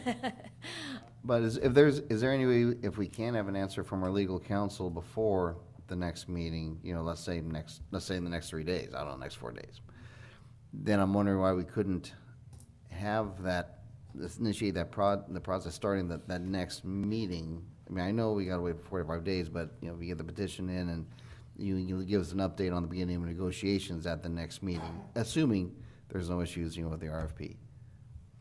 Correct. Okay, why don't we let Tammy tell us what's gonna happen? Tammy, what are we gonna do? Because it boils down to that. We Let's can- quit bandering around. Let's give us a bottom line. So, if council gives me direction tonight to work with Jilton, providing that no RFP is required, which I'm fairly confident based on what legal counsel has found in our contract, and Jilton will give us a petition that includes a breakdown of the rates, and what we would bring back to the council, this is a tight time frame. The goal would be to bring back to the council at the next meeting a report for you to accept and authorize to move forward with a Prop 218 process, which would mean mailing out notices. And then we would have a public hearing somewhere in the neighborhood of 60 days after that. We have to have 2 of those or 1 of them? Public hearings, 1, That's the 218 public hearing. yes. And at that meeting, we expose all we know about the 2? situation. We could do it at the same time. Same Yeah, day. oh, we have Oh, that too. okay. Well, the 218 is basically on the rates. Right, which is Yeah. what they're asking for, is increase in rates. Yeah. This contract, the public hearing, to prove that there's an extraordinary need or there meets a need. So then then maybe that needs to be a public hearing at the next meeting then? That could be done beforehand if you want to. Well, we have to advertise 10 days in advance. So, So So next meeting, you'll have a report, the meeting after that will be. So I guess my question to you would be, Yes, and what's your then drop dead during that date of time, getting we're the solution? calculating the 218 public hearing. Like that. We're talking about 3 meetings. Yep. Okay. that At sounds minimum, yeah. reasonable. Okay, fine, go ahead, I'm sorry. If you had an answer in the early part of November, would that work for you? Sooner is better, but I'm just trying to plan out if we go 60 days. You're assuming What we're saying. after the 218 process? Yeah, after 218, we sign, seal, deliver. Well, I'm not gonna do it before 218, that ain't gonna happen. You can't do it before 218, you gotta have the public input. That's the Well, yeah, you're 218. saying after I the said 218 After all of process. that, Yeah. if you had a response and we signed off on everything and everybody's agreement and everything's done, if it's the first meeting in November, you're still within your window of okay with that, right? Because we're pushing into October already. Sooner the better, we're trying, I'm not saying we're not, but I'm just saying, if you have something first week in November, that would work? It's gonna have to. I would say no, but I don't think I have a choice. Looking at the calendar here, trying to push it through, it might be late October. I was October, I'm not expecting sure. I was expecting a vote tonight. Because that's where we're at to get the ball rolling. So the RFP was the first time I've ever heard from anybody about that. And I believe the contract states it's But that's not even, extraordinary cost tells us we can come in and ask for an increase. The timeframe we're talking though doesn't deal with RFPs. Pardon? The timeframe that council is talking about does not deal with an RFP process whatsoever. But if you agree tonight, then that process starts. I mean, we've already gave all the rates and everything. but we don't have all of the rates. This But- was a snapshot, right? This doesn't include the 60-gallon, cans and those rates. We need the petition for this to meet in the contract, and then we have to advertise for a public hearing. So we can say that we want to move forward, but we can't agree to the rates. Because there is that Prop 218 process that we have to go through, which requires us to put notification out 45 days before a public hearing regarding the rates. Council needs to bless the rates, and then we can go out and do that process. Realistically, this would be by the first meeting in October. November. November to get the 60 days. So if we, I say 60 days because that gives you a window for getting the mailers together and everything and sending it out and the way that the council meetings fall. But if I just did the math correctly on the calendar, it looks like the first meeting in November would be when you would be holding your public hearing. Does their contract, where you mentioned extraordinary circumstances, that's 5C or whatever, is that in their contract now? Yes. And it says that they can ask for a rate increase under extraordinary circumstances? Sure. Notwithstanding subsections A and B, collector may petition the city for an extraordinary rate adjustment or adjustments at any time during the term of this agreement, provided that such petition may be based only upon increases in fuel cost or increased cost as a result of federal, state, or county mandates, which require changes in collector service or operations under this agreement. Collector shall include in its petition a financial presentation which demonstrates the extraordinary increase in operating costs. Any petition shall be heard by the council at a public hearing held after providing any required notices pursuant to the section and applicable law. The council may grant or reject the petition in its sole and complete discretion. So that last section is what's triggering essentially a 218 in that thing? No, but it feels like it would negate the need for an RFP. Correct. Which is good, to make the process quicker. 218 is mandatory, you can't get around it. Yeah, it feels like it would negate that. Okay, so, That's why I'm saying we need a petition from them. They submit that petition under. then the we move forward. Then we have a public hearing, which, Councilmember Crummich, it's not the 45-day, it's a 10 days for just a standard public hearing. The Prop 218 notice requires extra time. Which is Could on you- any rate increase at all? Not any, but most. And that 218 has to start after we did the 10-day wait for the public hearing. So we have to wait 10 days, do a public hearing to begin with, then the 218 starts 45 days? Well, that just Or we makes, can that overlap. makes, well, no, that makes sense, because basically the council is saying we're considering approving that rate. Right. So- Then, hey, public, here's your notice that we're considering increasing your rates. would that, So if a petition came in tomorrow, the public hearing, that public hearing could potentially be at our next August meeting, because it meets the. So we have to publicize. Right, but it's 10 days, right, for that public hearing? Yeah, but newspapers have 218 deadlines. But then the 218 would be after that, right?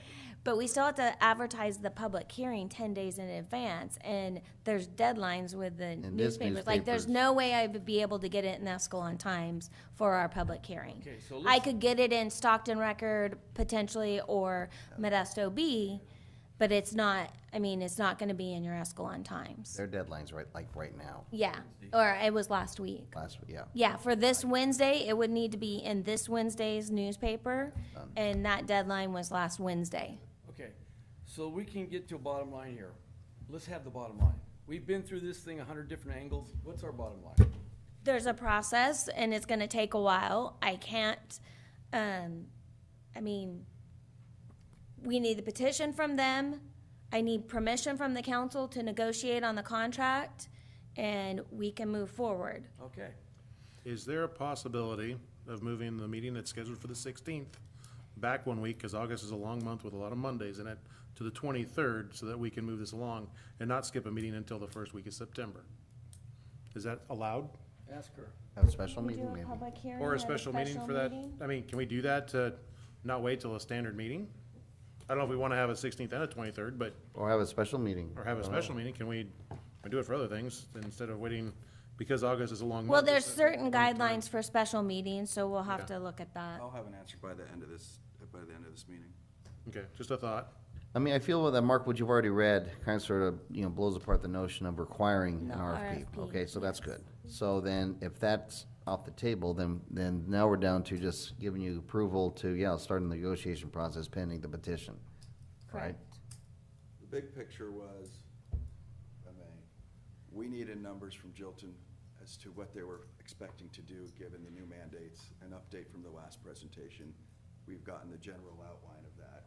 You needed the council to know where the council's was going with it, which I think you've received.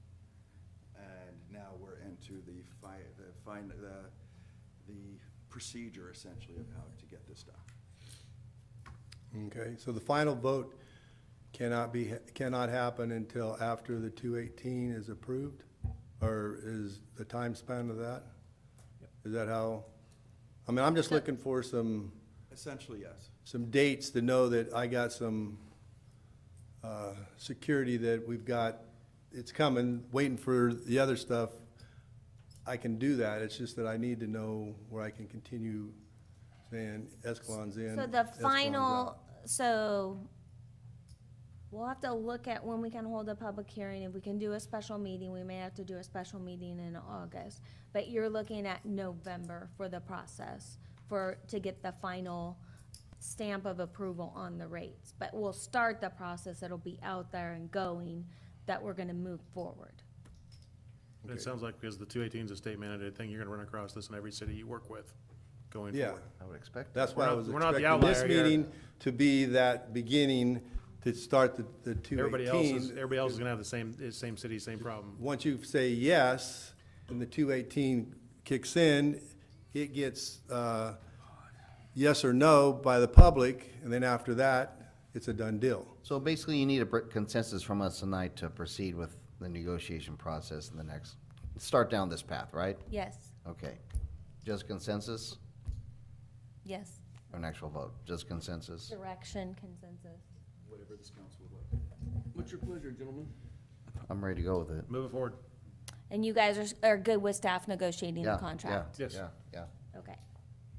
But we have the right to finalize. The one thing you missed was there was Well, one yeah, more you have hearing. to. Yeah. It's not tonight, you gotta put a petition in, and then we could get to that hearing that you were looking for, and then you forgot there was the 218 hearing as well.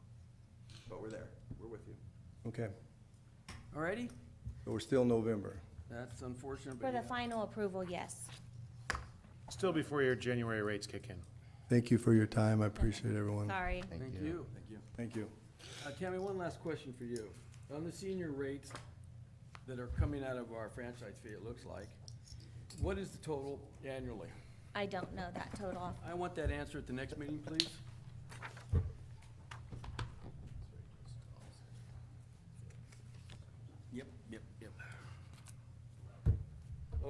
so, what are we at now? We're gonna move on to item, where'd it go here? We're on administrative matters, item number 4. Yes, thank you, Mayor.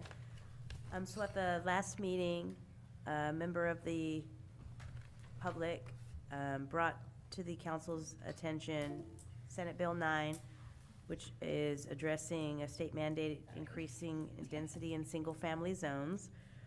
So the League of California Cities, or Cal Cities, has been working on this item, specifically trying to get back that local control, local agencies' control.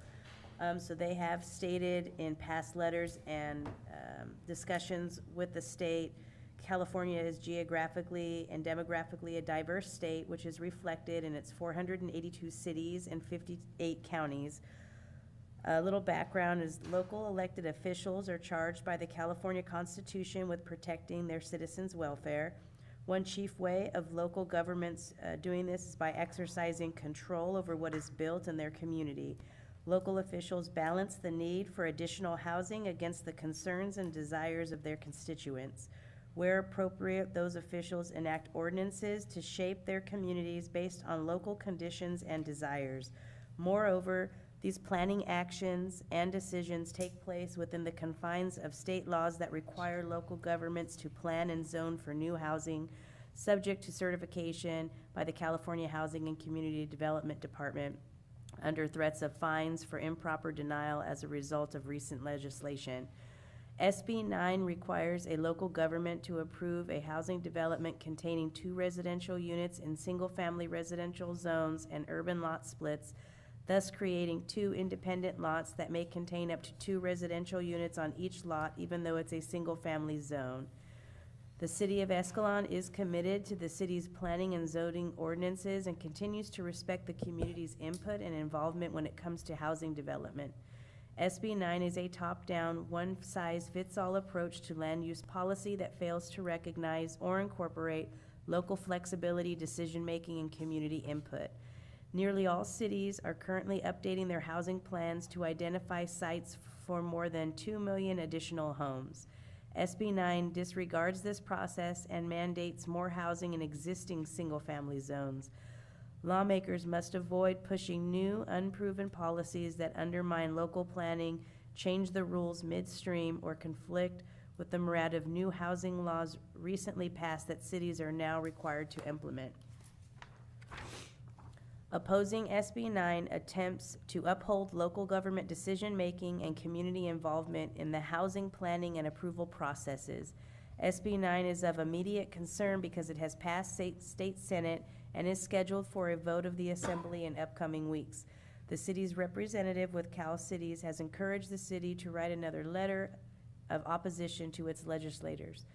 Concerns of the city, destruction of local control over housing and development in its jurisdiction, another one-size-fits-all bill, does not require or provide for any affordable housing, allows single-family lots to be split into 2 and 4+ homes to replace one existing home, incentivizes all cash offers with the development potential outbidding hopeful young families, allow 4+ market rate homes crowded where one single-family home once stood, decreases yard areas with minimal setback requirements, ties the city council's hands and silences the neighborhoods and community voice that may be affected, effectively ends single-family zoning across the entire city by providing a path for homeowners to build multiple units on their property, no consideration to local agencies' development impacts such as water supply, sewer limitations, police services, etc.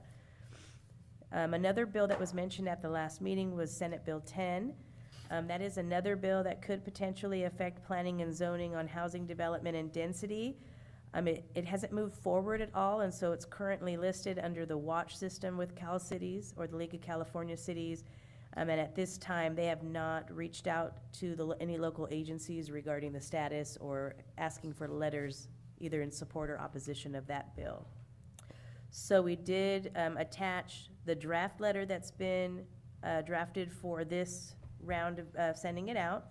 The city did send a letter or the city staff sent a letter back in February when the league requested it, and that's also attached as Exhibit B. And then we did attach SB 9 as amended in the Senate back in April 27th of 2021. Did you just need consensus from us? We just need consensus on whether or not you want the letter to move forward, and we would send it out. And if you have any changes or edits to it that you'd like to include. I would say yes, send it. Yep. With the strongest opposition possible. Yes. And any public comment on it? Okay, let's find out. Is there anyone in the audience who'd like to speak on behalf of the item she just read us? If you're welcome to come up and give us, doesn't look like anybody's, oh, here we go. First name, just your name, I guess, that works. Gary Haskin. Thank you. I think you're going in the right direction. Thank you. I know you guys are. Thank you. Anyone else? Doesn't look like we got anybody, but, okay, let's bring it back to the council. So I got a question. So SB 9, it increases density in single-family zones. What, basically, people can build like, what is it doing really?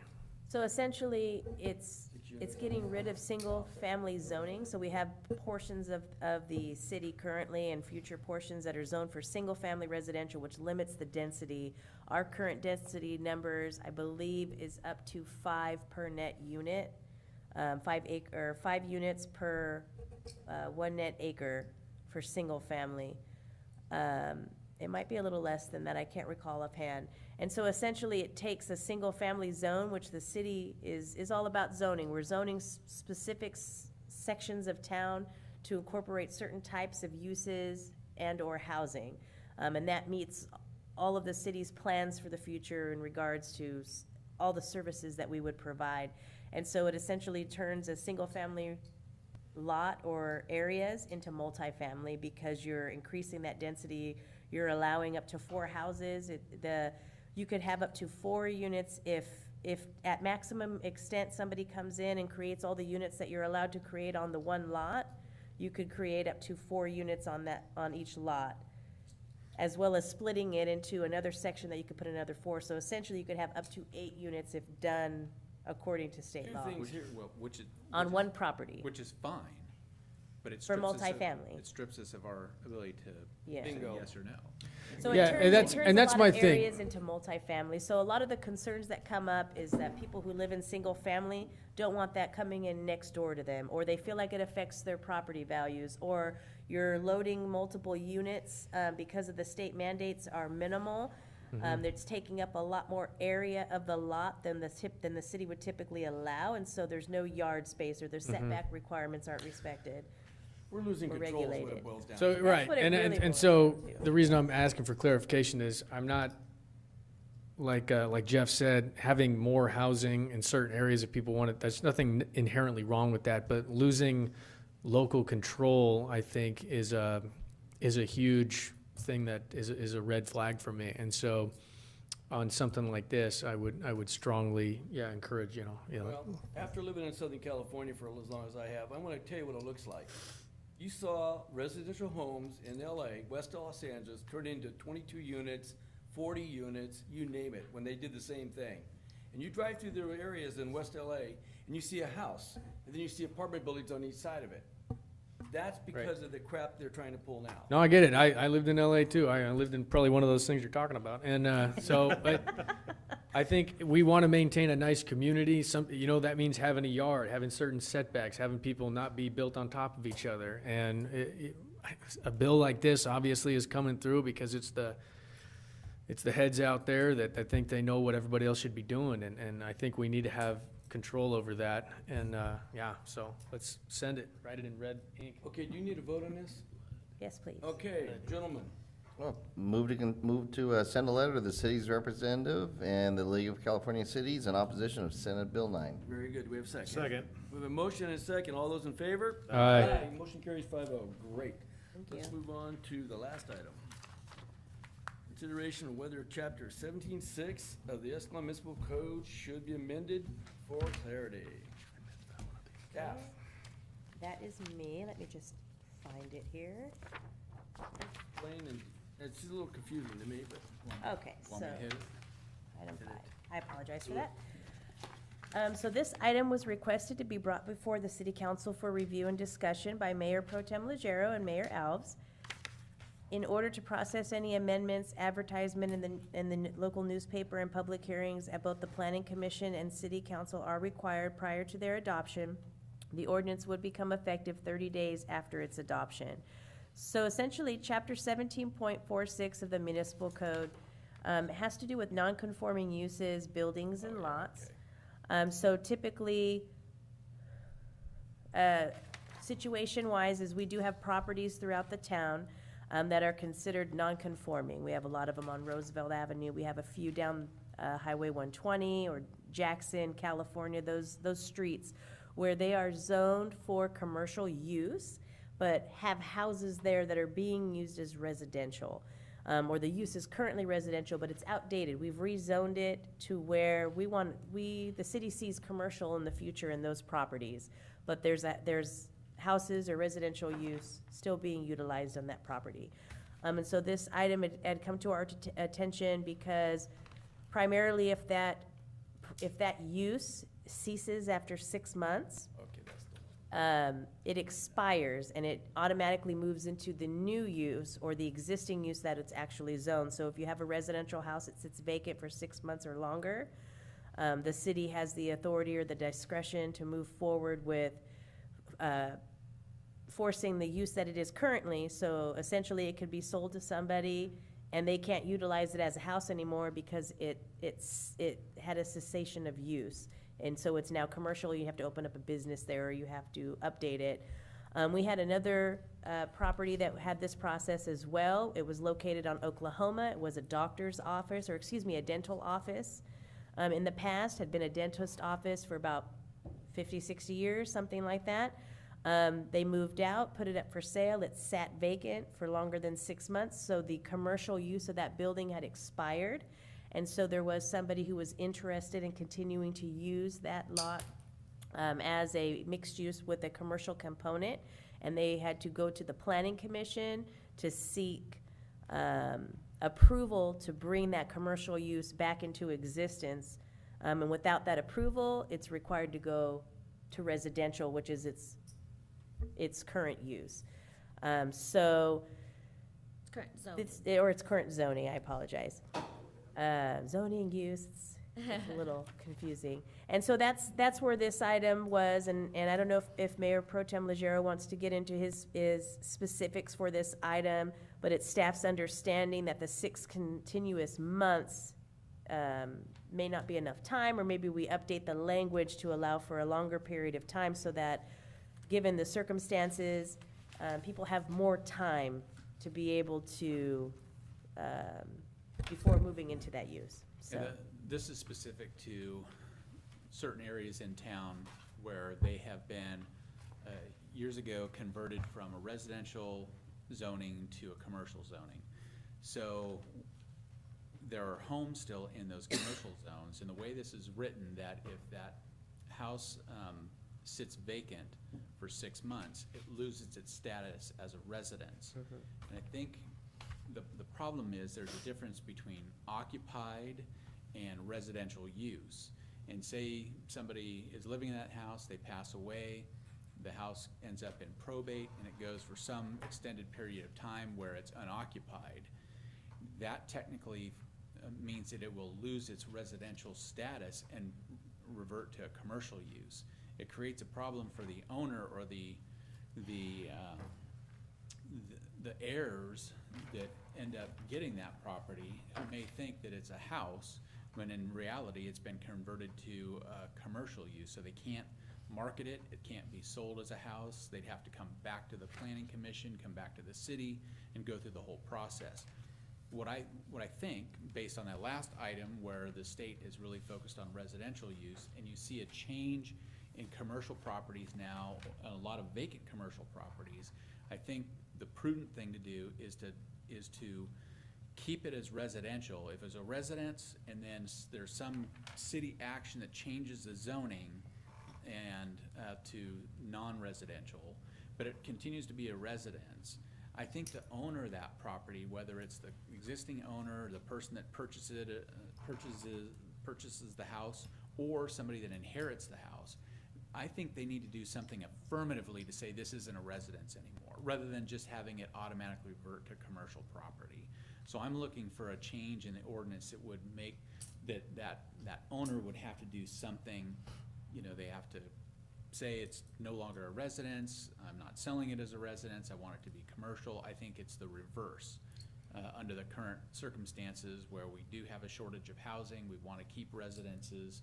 I think it clouds the title, or it creates a problem of clouding the title for the owner if this could automatically happen within 6 months, and they could end up buying the home and not knowing that. Lenders might have a problem too in financing a residence that we're gonna finance it as a residence, but if it's unoccupied for 6 months, then it reverts to commercial, then you've got a problem. So is it a declaration they need to file after a certain given time? I think if a person owns a residence, whether it's in a commercial zone, it was a residence before it became a commercial zone, I think to take it out of that residential use, they need to do something. File a declaration. It should be on them to say, no, I don't want it to be a residence. Is it a anymore. time limit or anything like that? I mean, when does that become an issue? I think it's the owner's right. If it's a residence and they want to convert it to the commercial use under the zoning, that's an easy. At their leisure. It's easy. At their right, leisure? Right. Okay. If they want to keep it as a residence, it should just continue as a residence. And our current ordinance states that after 6 months, it reverts back. If it's unoccupied. I got it. So, Yep. And Mayor Pro Tem Legere, you think about the verbiage would be like either the property owner, or what if it's in probate? I mean, who would want to, somebody needs to make the declaration, if it's in probate, the status remains as it is. It can't change. And then at the end of that, the new owner. Something needs to be written would- to, They want to, make it if commercial. they see it and they think, hey, this would be a great commercial location, and they want to make it a commercial spot, that's an easy transition. Sure. Because it's a conforming use under the commercial zoning. But to have somebody that has it as a residence, and then automatically within 6 months of not, I read the statute and I thought there was some confusion as to what that, no longer a residential use meant. And I think there's an argument that unoccupied for 6 months means that it converts back to commercial, so. That's what it meant. So it's either clarify that or change the language to where it would just be, it remains residential use, and can continue in the non-conforming use until the property owner, makes an affirmative change or does something, goes to the city and requests the non-conforming use end, and then move into the. That sounds So fair enough. if staff takes this advice and comes back to us with a proposal, is that where we're going with Yep, this? yep, Okay. yep. So do we need a consensus on this, Tammy? Excuse me, Counselor? Do we need a consensus on this, for this request to be reviewed and brought back to us? Yes. And it would go to planning commission Commission first for first. review with recommendation, and then it would come back to council for For us to review. ratify it, okay. So you want to vote or just a consensus? I would say, since we're dealing with the statute, the code, let's do both. Okay, gentlemen, we have enough. My motion would be to modify 17.46.070B and 17.46.080A to require some affirmative change by the property owner to change the non-conforming use, or to remove it from the non-conforming use, specifically residential. So I'm not sure how that language would look, but if it's currently zoned residential and it is in a zone, an area that is zoned commercial, and the zoning change occurred after that house was a residence, then the property should remain as a residence until the owner requests it be removed from that non-conforming use. So I'm a little confused now. Let me understand this. What you're saying is a person owns a piece of property in a zoned area that is commercial, but the house is residential because it was before it was changed Before zoning. it became a commercial zone. Okay, so now they've got the house, they've been in there, it's residential because they're in it, but it's in the new zoned area for commercial. Okay, now, that person sells that piece of property, the next person buys it, moves in there. What are they under, the same circumstances now? It would continue, because it needs to be able to be sold as a residence. Okay. So they can sell it as a residence, and it would remain as a residence, and the new owner would keep it as a new residence unless they came to the city and said, I want it to be a commercial property. Okay, so after the now." property's changed hands, they're gonna, this may or may not happen where they request it to remain residential in the commercial environment. But if they pull it out, Then it's out. but what if they sell the property again after it's been pulled out? Then what happens? Once it's removed, and I think there's a section here, once it's removed from that non-conforming use. Yeah. An owner comes in and says, it's not a house anymore, I want to use it as a commercial property. It's commercial forever. Once, Okay, once it good. I conforms, just it want stays that clarification. way. I was a little Now, confused. Now, there is a possibility that they can come back and petition and try and get it back in as a residence of a later owner, but. Does that go the other way as well? If it's currently commercial, sits vacant, and it's supposed to be residential? It does. There is a section that covers that. Right, we're not amending that one. I'm only looking at the resident. because Okay, I just want to make sure I'm clear on what exactly They're the just ones that. getting most affected. Okay. Yeah. That's Okay. fine. And I'll second that motion, I'll second that Motion motion. and second, all those in favor? Aye. Aye. Motion carries 5-0. Beautiful. All right, gentlemen, I think it's down to the council communications. We'll start with Councilman Swift. Okay, just a couple quick things. If you haven't had a chance, by the way, to go to one of the senior fun bunch activities, they are an awful lot of fun. Yeah. And I think this last one you had 50 people there. I mean, it's getting big. There's a reason they need the main part of the community center already, so it's really good. New wine bar in town is very interesting to see that this weekend, and I know that whole entire section in there. There's a lot of growing pains. We want to seek that balance between the modernization and preserving the businesses that we have there. And it's not going to be easy to seek a balance, but I know that that's what we're all after. Speaking of that wine bar, when I was there Saturday night, I noticed some lovely fireworks. Okay, just from the south side of town. Do you know anything? Can you speak of anything? Because after they had one of the fireworks, about 5 minutes later, here come the police sirens, and I was hoping that maybe they got them. That's typical, and that's problematic, and it continues. Yeah. All we do is chase them down and hopefully catch them where they left the launchers and see them running away and identify them. Yeah, it's just funny this year. Nothing before July 4th. Not like June 30th or anything like that. Not too much then, but afterwards this year. Oh, yeah. Yeah, There's a lot of them. yeah, I agree. yeah. And that's all I have. Thank you. Councilman Bellinger. Quick shout out to Justin. I'm not sure if you're still on the line, but Yes. thank you for taking care of the intersection of Oklahoma and First with the tree. You can see the stop sign a lot better than we could previously, so thank you so much for your quick response to that. Appreciate that. Park Feet's coming up this weekend, so hopefully, let's make this one of the largest ones in the community. We skipped last year. Let's support everybody and get out there and enjoy everybody's company and have a good time. Are you done? Yep. Thank you. That's it. Councilman Crimmage. Thank you, Mayor Alves. Glad to be back. Missed the last meeting.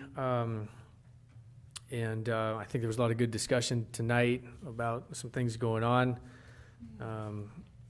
I genuinely appreciate, the concern from the council about what's the best direction. How can we do the best for our constituents and the citizens of Escalon, and as well, manage the city as best as we can, or take part in that. So I'm glad to be back. Missed you guys, and so looking forward to continuing this year. Beautiful. Thank you. Pro Tem Legero. Just to follow up, I think Robert's points are well taken, that area on First Street headed to Main Street there, that everything that's been done to upgrade that area is really nice. It's nice to see some businesses coming in there, but also Main Street. Main Street looks fantastic right now. Some of the businesses that have come in there look great. Main Street is thriving again, which is great, so I think it'll be a nice opportunity to showcase those during Park Feet, so looking forward to it. So that's it, thanks. Thank you. Okay, I got a few items. First of all, I heard on the news that we were the most inoculated community in San Joaquin County. Really? I heard that too. I didn't hear it on the news, but I heard it through others that they had heard that I as heard it well. on the news. So Yeah. if the news has any validity, which sometimes I wonder. But anyway, that was something to come up. All right, second thing is, with regards to SB 1383, staff, what have we done to go out and research options beyond Mr. Jilton's options? So we did contact Ripon, which they have not gotten back to us yet. We also reached out to Manteca because we know that they do conduct their own garbage services, which it appears they always have, because I asked for copies of, if they ever did a study or anything like that, and they don't have that information going as far back. They did emphasize that it's very costly, that they are struggling with it right now. They're struggling with numerous things. They're struggling with the new trucks being $500,000 a piece, so the infrastructure costs are huge. The planning for the future and all of the, like Jilton has mentioned, the not knowing where everything's gonna go, and having to act more reactively than proactively. Another item that they brought up as a concern was the fact that recycling is starting to cost more than it is to provide the service, and so they're actually in the process of looking at establishing a rate and having to charge their public for recycling services, because they're just not coming out, they're in the red when it comes to that service, and so that's what they're in the process of This is doing. Manteca you were talking about. City of Manteca, which obviously they're much larger. We don't have a lot of other cities that we could compare ourselves to besides Ripon. How about Waterford? Waterford uses Jilton. Houston? Jilton. Christine? Gustine is Jilton as well. Newman? Newman is Bertolotti's, which is a smaller company. I know who Berlotti is. Yeah, and so I could look into Newman and see what they have, when it comes to services, but that's where Manteca sat. It's very costly. That was the emphasis. Everything is so My situation expensive. is this. I don't see a way out of what we're doing. I'm disgusted with the state mandates, especially the unfunded mandates. But I have to be confident when we move forward, we've done everything we can Of course. to yes. shove this down the taxpayers' throats. And I tell you, I don't know why we sit by and do not write, do not go to Sacramento and protest this type of crap. It's wrong. They put this city in jeopardy and all the other little towns. And think about these elected officials. What are they doing? Why are they doing these types of things? And why do we let them do it to us? Have you ever asked yourself that? I ask it all the time. So what is anyone, mean, it's- we all sit around like going, okay, they said we have to do it. You know, it reminds me of the Skinner project when I was in college. We had a project in psychology, and they had a little Skinner project, and it was where they had a rat going through a maze. And they would zap the rat. And they had another one where they'd zap a guy, and the guy was told to keep zapping. Well, the guy would keep zapping no matter how many screams he heard, because he was told to do it. Yes. Are we that? I wonder sometimes. And so you could imagine us being as small, like you've mentioned in the past. Our input is little compared to these other larger cities, We're only but it two- still matters, We're correct? 2% of Mr. Jilton's. Of his whole contract, So yes. my only question is, if we're only 2% of him, why are we so vital? Where are we so what? Vital. Important, yeah. 2%. That's zip. Well, I think it's, $1 million. Yeah, 1,000,010. What? Okay. Anyway, so that's good to know we've done something. I And don't so that's think what we I should- included into the draft letter too. I talked about exemptions for cities with certain populations. And I Exactly. put 15,000 in there, and I know we've talked about 25,000 at some Sure. point as well. And that's where a lot of these mandates go, is that they're just one size fits all It's for all terrible. cities of all sizes, cities in all areas. Because all they see is the big picture where, oh, we don't have enough housing, or we don't have enough this, we don't have enough that, and they're looking at it across the state, not taking into Terrible. consideration the county's needs, the individual cities' needs. I mean, not only are we different, San Joaquin County set aside from other counties, I mean, Escalon is very different from all the cities in this county as well. And that doesn't get taken into consideration. It's so frustrating. I mean, to me, it seems a shame as a society, we let this continue with no protest. Only protest we have is, oh darn, that's terrible. Nobody gets letters up, nobody gets on a bus to go to Sacramento, nobody calls out their legislators for the lousy job they're doing. It's just terrible, it makes me sick. All right, enough of that. Let's move on to Mark. Mark, you did a great job tonight, and I want to personally thank you. I think you asked some great questions. Anytime you feel you have something to offer like that, please do. I think you did a great job with those questions, and you made people have to take a serious look at different angles, which I really appreciated. Thank you very much. I think that was very valuable. Thank you for letting me able to. Anytime. Anytime. And if we don't like it, I'll tell you. No, absolutely. All right. Parking. We've danced around the parking issue in this town. It's a joke to me because most of you people have never lived in LA. You talk about parking problems, that's a joke. I mean, yes, that person has an issue at their property, I agree with that. But parking in this town is a joke. In LA, you walk 6, sometimes 8 blocks to go where you're going, if you can find a place. Or you pay in about a 12-story parking deal to go closer. So those are things you need to keep in mind. And if we're gonna go out and buy land for parking, that to me doesn't make sense. I think somebody should be paying for it besides us. All these businesses that want parking, fine, let's all chip in and buy a piece of property together. Not a bad idea. I don't wanna be buying it. It's just crazy. I mean, it's not our responsibility for property owners who don't have parking. That's part of the onus is on them. So I think some of the solutions should come from them as well. But I'm not talking against the gal that came, bless her heart. I know she's in a situation that we should try to help her. I'm a little frustrated with the parking situation at the lumberyard. That to me is insane. A 2-hour parking limit, and then it can't park past what, 7? That's absurd. That is totally absurd. It's 11. It's 11? Yeah, I I thought thought it she was, said 7. she said 7, That's but what I she don't did say. recall the signs. I I thought thought it was it's 11 11, PM. so I'm not sure about the Well, 7. I'd like some clarification on that, because that is Yeah, unacceptable. better things to enforce I than think that. it's 7 AM to 11 PM. 7 AM to 11, yeah. Yeah. All right. We were there till 9, so I mean, So if that's true, Nobody's then enforcing it. she should be notified and let her know that, because there's I would say at least 10 parking places there. If people can't walk a half block to where they're going, I'm sorry. That's something you gotta deal with.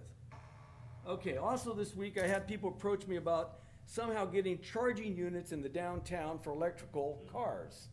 Yeah, that's part of our plan in the Oh, solar we plan. do have that plan? Yes, And yes. where is it you're gonna push them?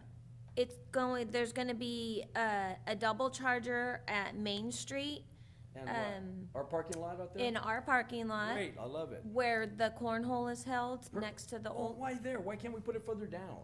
Why do you because the want- power is there. Oh, because of connection? There's none in the, share Park and riding? ride? Damn it. Nope, That's gonna eat up that parking lot a little bit. it's 2 spaces. 2 spaces all? Yeah. That's not so bad. Are those the fast charging ones? They're a regular charger. Tesla has it's not a Tesla charger, it's just a regular standard charger. I don't know that it's, Superchargers and they have the regular charger. I was just I curious which. didn't know if I thought Tesla was the only one that had superchargers. don't I know thought that. the other ones were just standard chargers, but I could be mistaken. Now, who is putting them in? The city of Escalon? Yeah, it's part of our solar project with Do we Engie. get revenue for that? No. Why not? Well, when we talked about this project, the initial thought process was that for the first 2 years, we're going to see what it's going to be used, because you have to pay a third-party biller to manage it. So if if the use isn't there, you're gonna end up paying the third-party biller and get no revenues. So we're gonna, evaluate it for the first couple of years, and then we can look at Are we gonna put charging it. signage on the main drag out there so people know that facility's in town? I hadn't thought that far, but, yeah, we can. We should. I mean, that's the whole Well, idea. they put them on a map too. I Typically, understand. that will be on an app that I love it. electric car users use. love it. Anybody who's got a car that's electric knows where the chargers are. Yeah, That's yeah, they will usually find them. Mr. Haskin, you had a question? Gasoline stations too, for anybody who wants to No. drive up? Just you, Gary, just you. Yeah, well, I don't appreciate having to pay for somebody else's fuel for their. Well, you have to understand, hold it, time out. Where does the funding come from this? It's our savings in the solar, the So electricity. we're paying for it, Yeah. in essence. Mm-hmm. Okay. All right, Gary, you're right, sorry. All right, on the discount for the garbage that the seniors are offered, which we're gonna look at in terms of negotiating, which you're gonna tell me how much it is we pay annually. Does that become automatic for people? How do they sign up for that, or is that automatic? So if you're 62 or older, all of a sudden, does your rate drop? No, you have to come in and sign up for So the unless service. you come in, You have to live there. You have to be on the account. You have to be in your name, you have to live there, and you have to come in and sign the affidavit that you're a senior and your age. That's good to know. I don't think most people know that. I didn't know it. It's on the bills most of It the is? time, yeah. I never read them, I just pay them. Okay, so, date for the park fee is this week, starting this week till Saturday. And we have quite a host of events, and we have the senior luncheon tomorrow at 12 o'clock at the community center for those who are interested. And our senior Mr. and Miss is Walt and Debbie Merkin. So if you I have. think you had to pre-purchase your tickets, correct, Gracie? There's nothing available at the doors. Maybe a couple, okay. You can go and buy a ticket there, believe me, it's not like 50,000 people are showing up.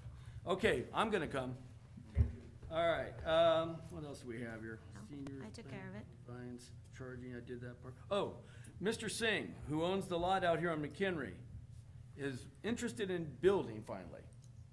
But he's got serious concerns about the ordinances we have that prohibit parking in the front of the building.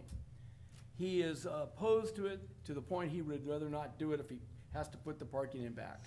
And his argument is security reasons. He says he feels unsafe that with the parking in the back of the building, there's no way that people can see what's going on. He just doesn't like it. And so I want staff and council to think about that. And if we can come up with a solution, or we may not get the nice new building there. By the way, it's about, I would like more information because I have no idea what you're talking about. it's right here on McKinley. Parking, yeah, but parking in front of the building or parking in back of the building? He wants it in front. Oh, okay. That's So what he's, there's language in the municipal code that I think limits front parking to 20%. But he would be going through a site and architecture process, and so we've let him know over the last few years, because I know he's been looking into constructing that lot. he's actually spending money now. Yeah, and I think, and I do believe he called in a few weeks ago, but yeah, in site and architecture, if that's something he wants to address, as long as he just calls it out in his plans at planning commission and it's approved that way, we would be, it I would think be it'd at be a- planning Well, I commission. mean, because I look at Dollar General, look at O'Reilly's. Yeah. They went through site and He's architecture. a novice, and he doesn't understand the process, and I didn't know the answers to the questions he asked me, so that's Right. what we're doing here now. Yeah. Okay, so we know that. So I'll pass that information on to him, and he'll be as happy as can be. Right He next wants to the to build a large building, Space, yeah. like Medbo, or what's it called? Bevmo? Bevmo, that's it. Ooh, that doesn't hardly seem large enough for a lot, but, Well, that's what he says. He owns the two of them. There's I the- know, yeah. but still. Oh, anyhow, that's, okay, I'm done boring you guys. Thanks for your patience, but I had all that blocked up inside. All right, have a nice evening. Thank you for coming. Meeting adjourned. That's the old power plant. Hey, Ed? Ed? What property are we Is he on talking? the corner or is he on the? It's on these two up here. Place where the outhouse These two? Yeah, it's not the.